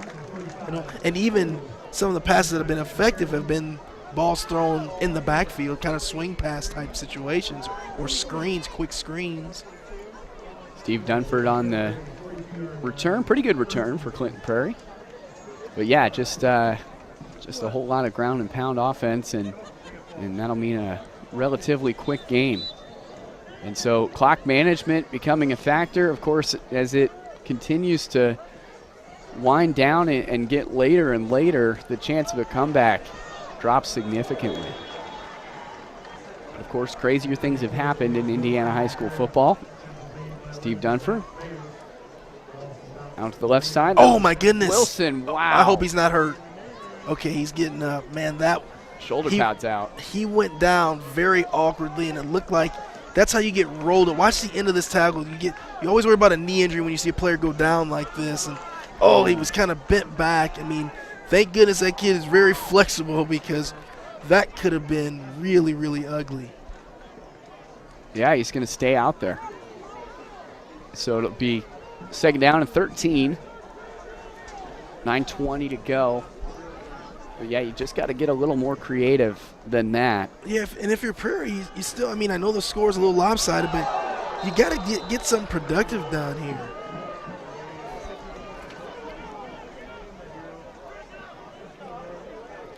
It's almost picked off. Almost picked off by Trent DeCrane, who would have done it all, a journeyman performance if he would have hauled that in. He will never in his life have an easier interception opportunity than that one right there. That's going to live on his eyelids, yes, on the back of his eyelids for a while. Yes, he knows it too. So Dunford airing the ball out a little bit. Sheridan trying to break the streak. Clinton Prairie undefeated, the first time air off to a 4-0 start since 2010. The Blackhawks have won each of their matchups with the Gophers since 2015, when the Gophers beat them in the final week of the regular season. And it's like a timeout. Timeout, stop the clock. And so we will take a moment to thank our sponsor, Encompass Credit Union. Encompass Credit Union proudly serves Tipton, Clinton, and Howard counties and strives to support the local community and give back in every way it can by sponsoring sports teams, backing local organizations, community groups, and school events. Check us out at encompasscu.org. 9 minutes and 10 seconds to play. If you're head coach Kurt Schlicker, this is the time to reinvent the offense, maybe give some guys who haven't had the chance to play as much some work. I liked what I saw from Caden Davis, the 6'4" junior. When you got a guy with that much frame on your offense, give him the ball. Yeah, the other thing too, if you're Coach Kurt Schlicker, you got to make sure you keep your stars in there, because you want to see who still competes, right? Even in these situations where the game gets a little out of hand, you want to see the guys that are going to continue to play and play hard, because that can tell you a lot in these situations. But again, they're in another situation where they're in a 3rd and long, and when you're primarily a running team, it makes it tougher to execute these 3rd and longs. Yeah, 3rd and 13 as the clock restarts. Dunford still in at QB. Looked to the flat to Wilson, couldn't find it, and so he's sacked. And that was Jacob Jones who got in there, the middle linebacker. Just a flash of light, and see you later to Stephen Dunford, who I don't even think saw him coming. Well, here's how you know a play's going to be, a play's not going to work. When you're a quarterback and you go from a shotgun formation, when by the time you receive the snap, there's a guy in your face, you know something's wrong. And so again, we talked about it. We've talked about it several times this evening. You got to win the line of scrimmage if you want to have some progress in the football game. Punt almost blocked. Instead goes to about midfield. And that's where Sheridan will take over on offense. Best thing about Class A football is that there's not a lot of guys leaving the field. That punt return unit is most of the offense. And guess who it was? It was Trent DeCrane on the return, I believe. And so he does it all. You know, his name has been called a bunch of times this evening. And so Sheridan will take over. So with Jacob Jones and Zach Bales in the backfield with big Mr. Peyton Cross. Caleb Alexander pitches to Cross. And Cross finally going to get brought down. He took Caden Davis with him. Yeah, I mean, that's one of those plays where he was first touched in the backfield, but he's still able to get 3 or 4 yards on the play. Those yak yards after contact, becoming very important in the current high school game. Fans of Purdue University recall Rondale Moore. Yeah, he was pretty decent. Led the NCAA in those yak yards. And here is Cross breaking free to the 20, 10, and brought down. How about the tackle? Clinton Prairie saving it at the last minute. Tyler Altick there on the last second stop, but Peyton Cross, man, all the way gone near the goal line. You know, I know a lot of things haven't gone very well for Clinton Prairie today, but I'll tell you what, one thing that's going to be positive in tomorrow's film session is this play by Mr. Altick by not giving up and running out, because I think Peyton Cross thought he had an easy touchdown, but Altick hustled and made that play down there to at least make sure and have to run him one more play before they scored. And so a timeout on the field. Seems that the Gophers take a timeout to regroup. It'll be first down and goal with 7 to go. No, JD, this is a tough one for Prairie, right? I mean, this is your homecoming. You're coming in the game 4-0, conference game. You feel really good about yourself, and then this is one of those days where you kind of get punched in the mouth, right? And so, how do you respond to this if you're Prairie? I mean, what's your next week of practice going to look like? What are you going to be able to get done to get back on the right track? To be honest, tonight you have to focus on one thing and just do it right, because this is ultimately a learning opportunity for these guys. You don't want any L's on your schedule, of course, but when it comes down to it, it's more important to learn something and face a little adversity than to walk away with a 5-0 record. Especially early in the season, right? I mean, maybe 4-1 after this, but you just know tonight you got beat up by a better team. But again, you got to figure out a way to get something out of this. And so here is Caleb Alexander, pitches it off to Cross.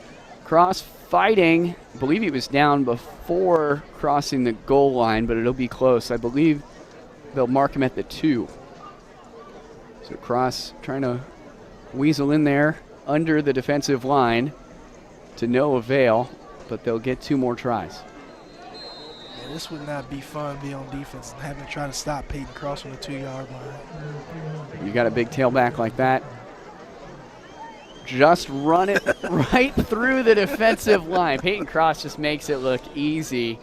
And that'll be 6 more for the Blackhawks. So what do you do here? Do you go for, well, they primarily go for 2, so it's not really rubbing it in because they do it so much anyway.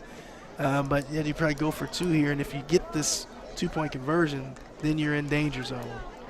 Kai Jacobs just has to get up off the line a little faster. Could have made the stop there, but unfortunately. And they will go for 2. Caleb Alexander hands it off. And inside the end zone is Zach Bales for 2 more. So it is 35-0. So I believe we'll start the running clock very soon with the deficit. For now, though, we'd like to thank our friends at Defining Looks Wig, Hair, and Nail Salon. At Defining Looks, we know that shopping for a wig can be intimidating. We strive to make your experience fabulous and ensure you receive the best quality service available. For more information, visit defininglooks.com. Defining Looks, be your own kind of beautiful. Well, I'll tell you what, we really appreciate Defining Looks being a sponsor for us, but I'm not going to have to make any appointments at Defining Looks because I don't have well, actually, I may need to go into Defining Looks because I don't have a stitch of hair on my head. So maybe they can hook me up with a nice little, maybe they can fix me up a little bit. How surprised would you be if this was a win? Not the case. Not the case. Man. Yeah, I'm more of a Head and Shoulders guy myself. There you go. 7:03 to go. This is probably one of the last times you'll see the clock stop unless a score or a penalty occurs. And so kicking it off is Sheridan. Now is the time to give some of the younger guys a look.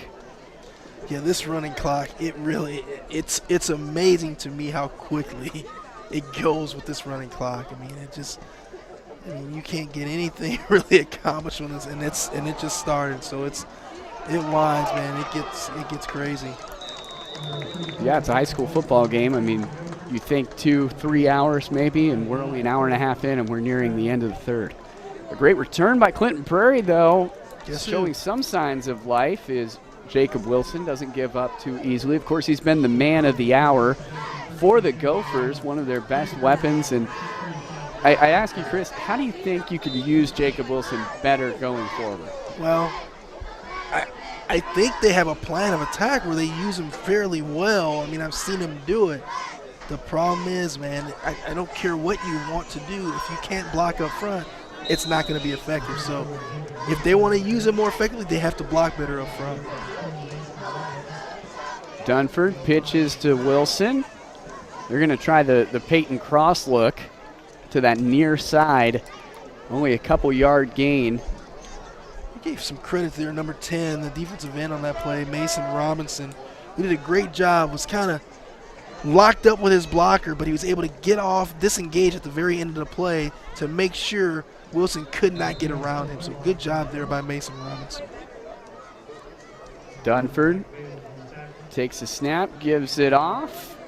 Some great Houdini work by Seth Whitlock, who just slipped right through the middle, eventually wrapped up, but that's the kind of thing you've got to do. Trick them, go to the inside a little more, just don't run the same 5 or 6 plays that we saw all through the first half and the beginning of this third quarter. Good play there by both Zach Bales and Mason Robinson in on that tackle.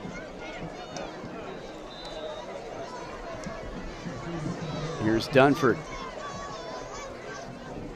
Give it right away to Whitlock. Stays on his feet for a moment, but he's taken down by a whole flock.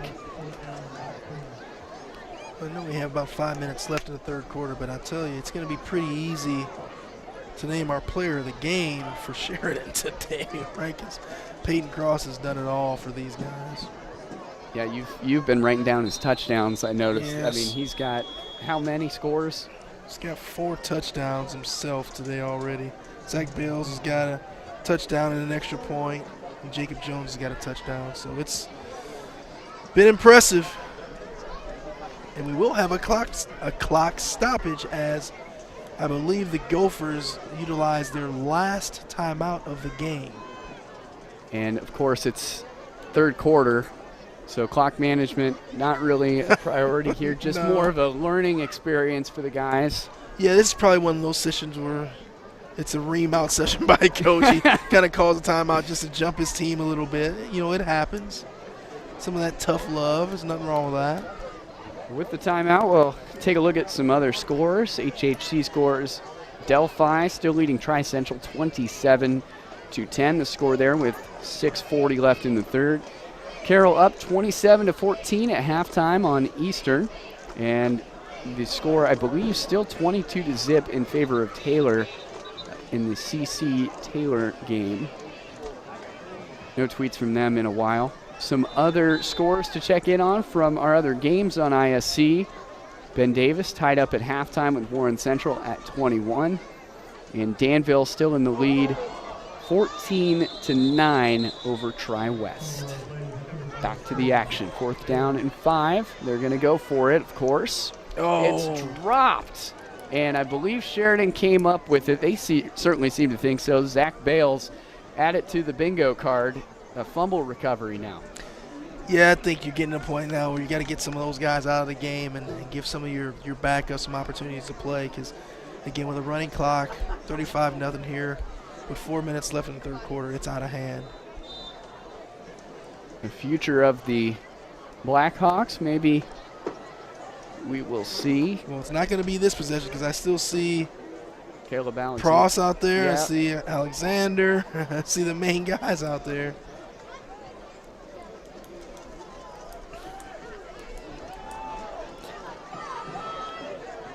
Caleb Alexander still under center. The guy is 5'6". How do you utilize a quarterback who stands at only 5'6"? Well, you do exactly what, oh my goodness. A big run, Wow. breaking free. Excuse me, I thought he was down. Jacob Jones, Harry Houdini teleports into the end zone. Wow. Jacob Jones, the senior running back, 5'10", 169 pounds, and used every inch and pound of that to break through, I believe, 4 or 5 tackles, and we're just over here talking about quarterbacks. And then this happens. I saw 62 wrap him up, but he survived and then ran it all the way with that shoulder pad flapping into the end zone.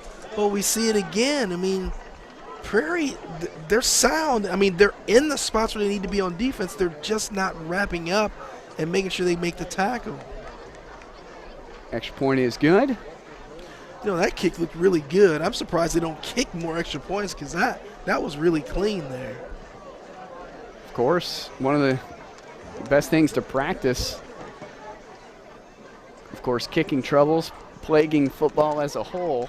The first week in the NFL season? Yeah. Especially in the great state of Indiana. So good to see the future of kickers there as Owen Bell put it through the uprights. And so Sheridan now stands at 42-0. This one, like you said, out of hand. We're talking about quarterbacks, and we're talking about Caleb Alexander. Only 5'6". You got a guy like that who's got the wheels. We've seen that on some of his kick returns. How do you protect him? Well, I like what they do with him. I mean, they're primarily an option team, so they get him out on the outskirts. They let him run around a little bit. But, you know, I'd like to see them in a situation where they had to try to throw the ball more. I mean, obviously it's not their game.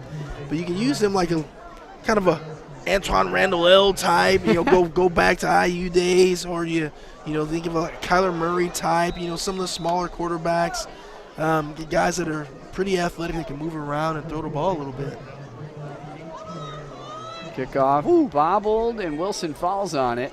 Dangerous situation there.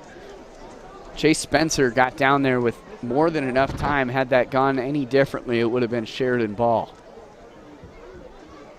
That clock's still rolling, 42-0.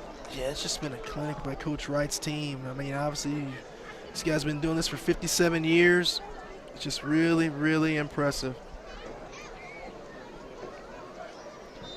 And the action, of course, doesn't stop here on ISC next week. Central Catholic taking a trip down to Frankfort to meet Clinton Prairie on the volleyball side of things. You can catch that right here, wherever you're watching us now. That'll be a matchup with some teammates from my daughters on their club team. Abby Swan from Clinton Prairie and Grace Bourdonnais from CC. So that'll be fun. The Bourdonnais dynasty. Yes, no kidding. They just keep coming. Flag down deep in the backfield as Steve Dunford is slow to get. Oh, no, excuse me. That's Caden Davis laying down, slow to get up. And we'll see what's going on. I believe he's the one injured.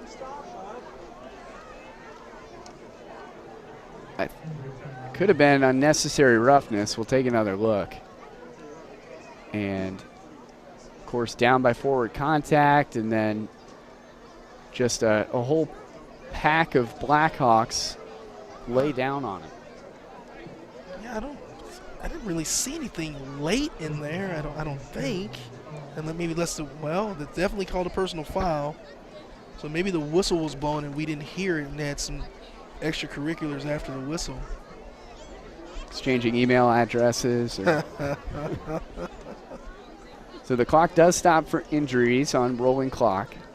So here we are in the third quarter of play with 2:28 to go. Everybody taking a knee.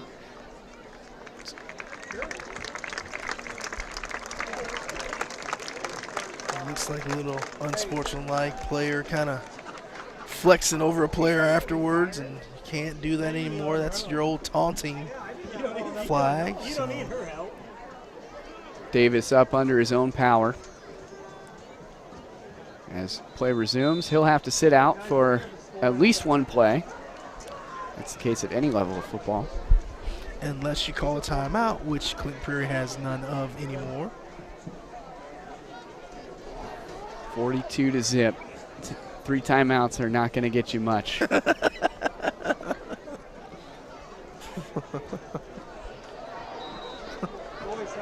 So it'll be 2nd and 4 after the big penalty. Ball on the 26-yard line. They will run it. Wow, that's really good defense there. Whitlock just stuffed. 56 for Sheridan on the bottom of that play, grabbing the ankles. Owen Treich making a really good play there, and there's a bunch of his other teammates kind of jumping on top. Just really sound play there defensively. And folks, when you have these 42-point routes, you should hear our producer in our ear singing. And you just you wouldn't believe what's going on. Just trying to keep it together. I've had to hit that cough button a whole bunch. And that is my man Sean Walker in there. We've done a lot of these broadcasts together, so I know his musical taste and his musical knowledge is just very. He's got a wide variety of music he can go to. So you don't know what you'll hear. It'll be rap. It'll be some country. You may get some Taylor Swift. Who knows what you'll get from him. Under a minute to go now. 4th down and 6 for Clinton Prairie. And, of course, they will stay out. Got to go for it. Deep in their own territory.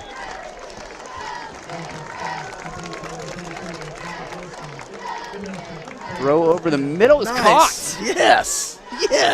And a forward pass. Just like that, the Gophers have a heartbeat.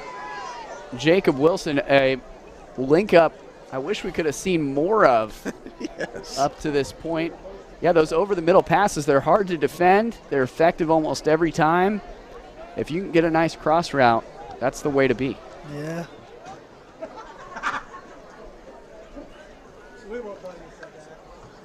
.45 seconds to go here in this 3rd quarter.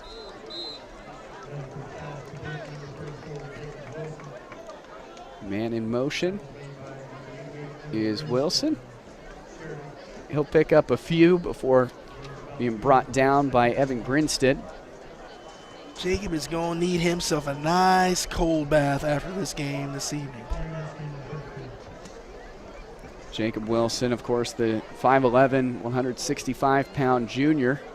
And play clock and game clock don't quite add up, so that's going to be almost like a free timeout for the Gophers. At the end of the 3rd quarter, your score is 42-0. Sheridan in front on the road at Clinton Prairie. We're going to step away for a quick commercial break. We'll be right back on ISC Sports Network. Many communities in rural America are often overlooked as underserved. These communities are being left behind due to lack of internet and access to state-of-the-art technology. That's why Mulberry Telecommunications provides rural broadband services and technology and is growing their presence in north central Indiana. Because every community deserves infrastructure and beyond. To learn more, contact us today. Whether in Tipton or Clinton County, Encompass Credit Union, community-minded just like you. At Encompass, personal member service and convenient technology go hand in hand in making your financial experience effortless. Encompass Credit Union takes part in many of the things that make our community special, keeping your money working right here. Encompass strives to support the local community by sponsoring sports teams, community groups, and school events. Encompass Credit Union in Tipton and Frankfort, community-minded just like you. And we are back in Frankfort. 4th quarter of play as Stephen Dunford tries to set up on offense. 42-0. Sheridan Blackhawks lead the Clinton Prairie Gophers. Here is Dunford. And a deep pass over the middle, almost grabbed by Nicholas Curtin, who we have not called very much tonight. He had 2 guys open down there. But the problem is, I don't think you should have 2 guys that close to each other on the pass play. Normally in that situation you bring additional defenders in the area that you don't need, but for whatever reason Sheridan had 1 defender covering 2 guys on that pass play.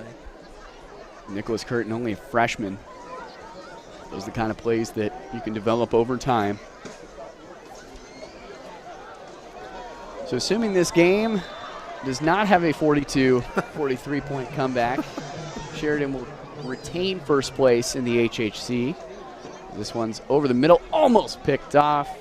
That was Mason Robinson almost picking off Jacob Wilson in the Steve Dunford pass. But that will move Sheridan to 4-0. It looks like Carroll will probably get the win, so they'll move to 3-0 and hold second place by themselves after defeating Eastern tonight. 4-0 in the conference, you're saying? Yes, right? Yeah, gotcha, yes, gotcha. yes, 4-0 in the Yep, conference, yep. yes. Yeah, important distinction. The Blackhawks lost to Weibo week 1, Western Boone. I'd like to say, I mean, they have to be pretty darn good. I mean, 35-12 the final in that one. Wow. I would think, I mean, if you're going to beat Sheridan, you got to be a team that you got to come right out of the gates at the beginning of the game and get on the board early. And you're probably going to be a team that has a really good mixture of run and pass, because if you don't and you get behind and you give them the opportunity to start running the ball, pounding down your throat, then it's going to be tough, right? So if you want to beat them, you're going to have to jump on them early and stay ahead of them. It's all about that linebacker, cornerback play as well. If you've got guys that can drop down, there you go, retain their zone, but then Yep. also switch to man. Correct. That's when you're really gonna be able to limit the Blackhawks. And I didn't watch the Western Boone game, so I'm not sure what happened. Neither. But Neither. I'm sure the defensive coverage had to be great because of this explosive firepower that we've seen on offense for Sheridan. And so after the turnover on downs, it'll be 1st and 10. New quarterback in for Sheridan. We'll get him identified in a moment. It'll be a run, no surprise. And Eli Kolb will take it, the junior. One of the first times we've called his name, but he actually scored last time these two teams met up. The new quarterback is Mason Robinson, the 10 jersey. So Caleb Alexander gets some rest. And Mason Robinson comes from the outside linebacker on the other side of the ball to the quarterback position.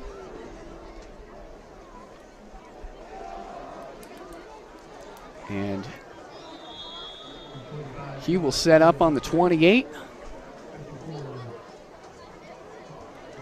Another great design run right up the middle for Kolb, the junior, who wears the 45 jersey. For us Bears fans, that'd be old Gary Fensick, baby, 85 Bear. I believe a Notre Dame grad as well. You're asking, we got 2 Purdue grads here on the mic, so you're asking the wrong guy. I don't know much about Notre Dame football. It'll be 1st and 10 on the 19 as Mason Robinson getting some good, some good experience there. Quarterback takes a snap, and another run off the right side from Eli Kolb. Hey, while we got your ear, if you're watching ISC next Friday on MyIndyTV, Lawrence North will be at Ben Davis.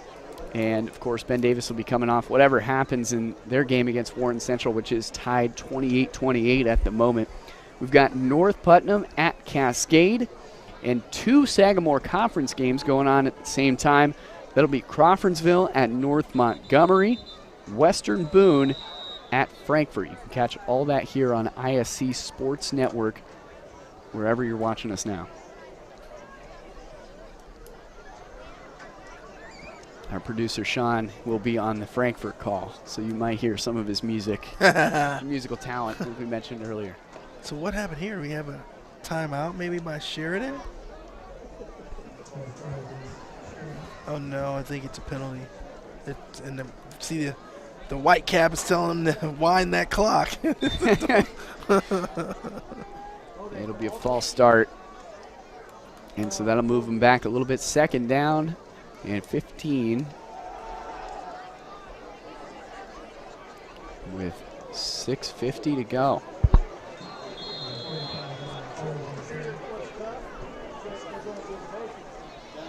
Nice How run about by this? Cole. Oh, my goodness.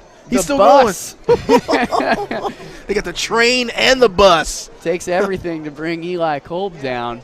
Man, what year is Eli Kolb? He's a junior. So, man, you get him back next year. And please tell me Peyton Cross is a senior. Oh, yeah, he is. So you could not do another year of that. I mean, good Lord. Sounds like the future of the Blackhawk running attack is in good hands. We are seeing it. First and goal, 9 yards to go. Why not just do the same thing with Kolb there? Yeah, no kidding. And, of course, Cross has checked out tonight's festivities with that kind of score. We'll see him next week.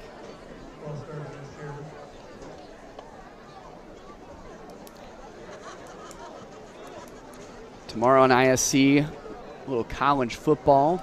St. Francis at Marion.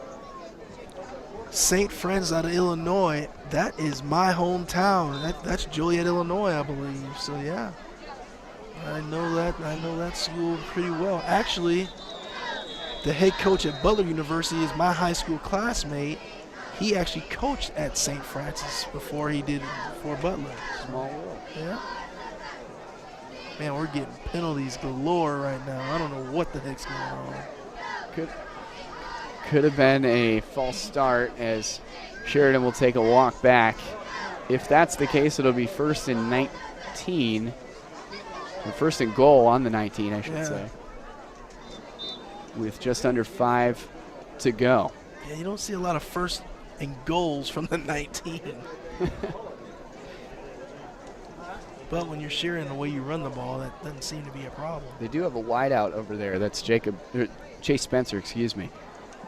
And instead, they'll elect to run it right up the middle with Trent DeCrane, the jack of all trades. As things wind down in Frankfort, it'll be 2nd and goal with 4:20 to go in this matchup. That is all but decided. Yes, it is. New quarterback in for Sheridan. We'll get his number in just a moment. That's up the left side for Gavin Schwertferger. Another flag on the field. Owen Bell in, the sophomore, standing at 5'7", 160 pounds. He plays quarterback, cornerback, and kicker.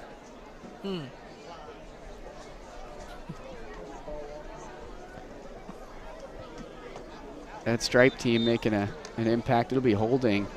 Oh, my goodness. But it's declined. Holding on Sheridan is declined, so 3rd and goal on the 19. On the 18. Over on that right side, again, Gavin with a very hard pronounced last name, Schwertferger, I think. There you go. Pretty close. Sophomore halfback and linebacker. I'll just refer to him as Mr. Gavin. G-Man. 3 minutes to go. It'll be 4th and goal, and Sheridan's going to go for it with that I formation.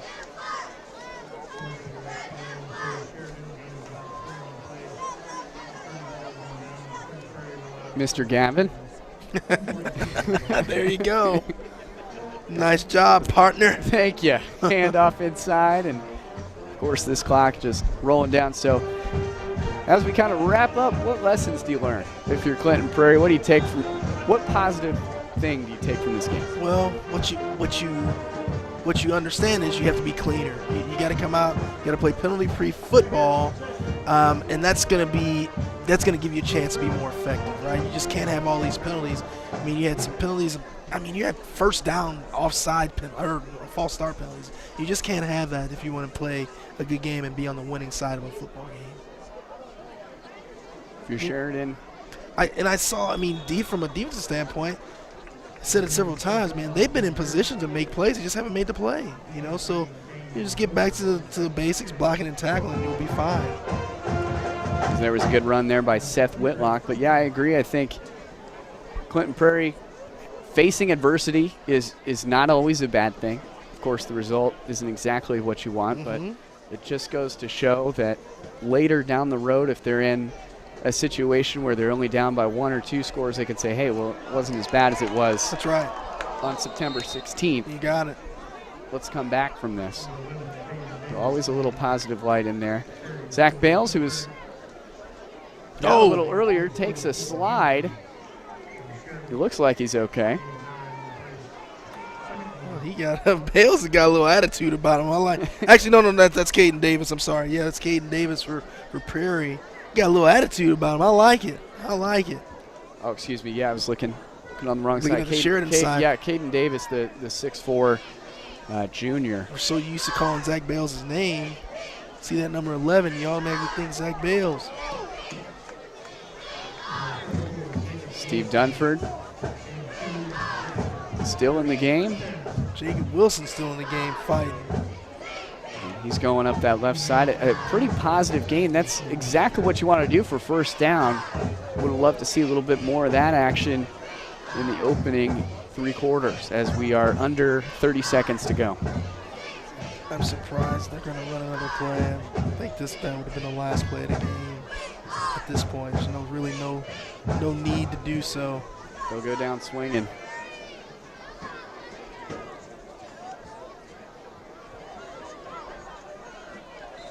And so with 10 seconds to go, it's all but decided. Little pitch play as Caden Davis takes us home. And that, folks, will do it. Caden Davis is a talker. Our final score, 42-0. Sheridan gets the huge win on the road, overcomes homecoming in Frankfort, and improves to 4-1. Meanwhile, the Gophers pick up their first loss of the season. We've got a little more content coming your way on ISC Sports Network, a quick post-game show for you on the other side of this break. Stick with us. The ISC Sports Network is your home for sports content across the Hoosier State. Find us live on TV and streaming or archived on our website and our app. The ISC is your one-stop shop for the content you want to see, including high school sports, college sports, and other great events throughout the year. Subscribe to our streaming service and get access to it all. ISC, local lives here.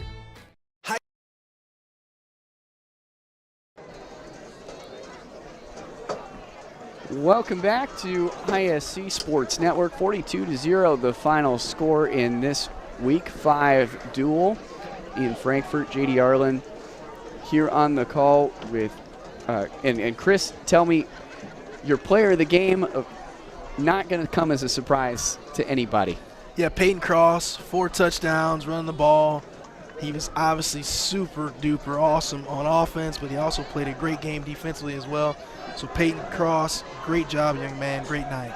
That is our Encompass Credit Union player of the game, Peyton Cross. Take a look at him down the sideline. I mean, this is going to be a long highlight reel because there's a lot to talk about with this young man who is an unstoppable force. I mean, every single time he got in the end zone, I think he broke more than 3 or 4 tackles. Of course, that time he gets tripped up, but in general, this is a guy that knows exactly what he's doing, uses that huge frame to position himself well to make those important scoring drives for the Blackhawks. Yeah, it's 6'1", 230, man. Once he gets a full head of steam going, he is really hard to bring down. And so as some final thoughts, I think this one is a great learning opportunity for Clinton Prairie. Meanwhile, Sheridan just picking up steam. Of course, the rest of the season will be difficult to hold on to that undefeated conference record, but it looks like the Blackhawks are in midseason form. Just really impressive night for Sheridan. They just ran the ball at will. They did whatever they wanted to on both lines of scrimmage. That's just a great job. They played a great game tonight, so looking forward to what they do the rest of the year. All right, that does it for us. On behalf of Chris Walker, I'm J.D. Arlen. Tonight's Hoosier Heartland Conference Battle brought to you by Encompass, your community-minded credit union. And that does it for us on ISC Sports Network. Have a great Friday night, and we'll see you real soon. High school sports fans, Welcome back to Game Time, to pure spirits, to pure sports. Welcome back to high school sports. Fans, I'm IHSA Commissioner Paul Knighty, and I just want to say, welcome back. This is Game Time. This is Indiana high school sports. This is your IHSAA.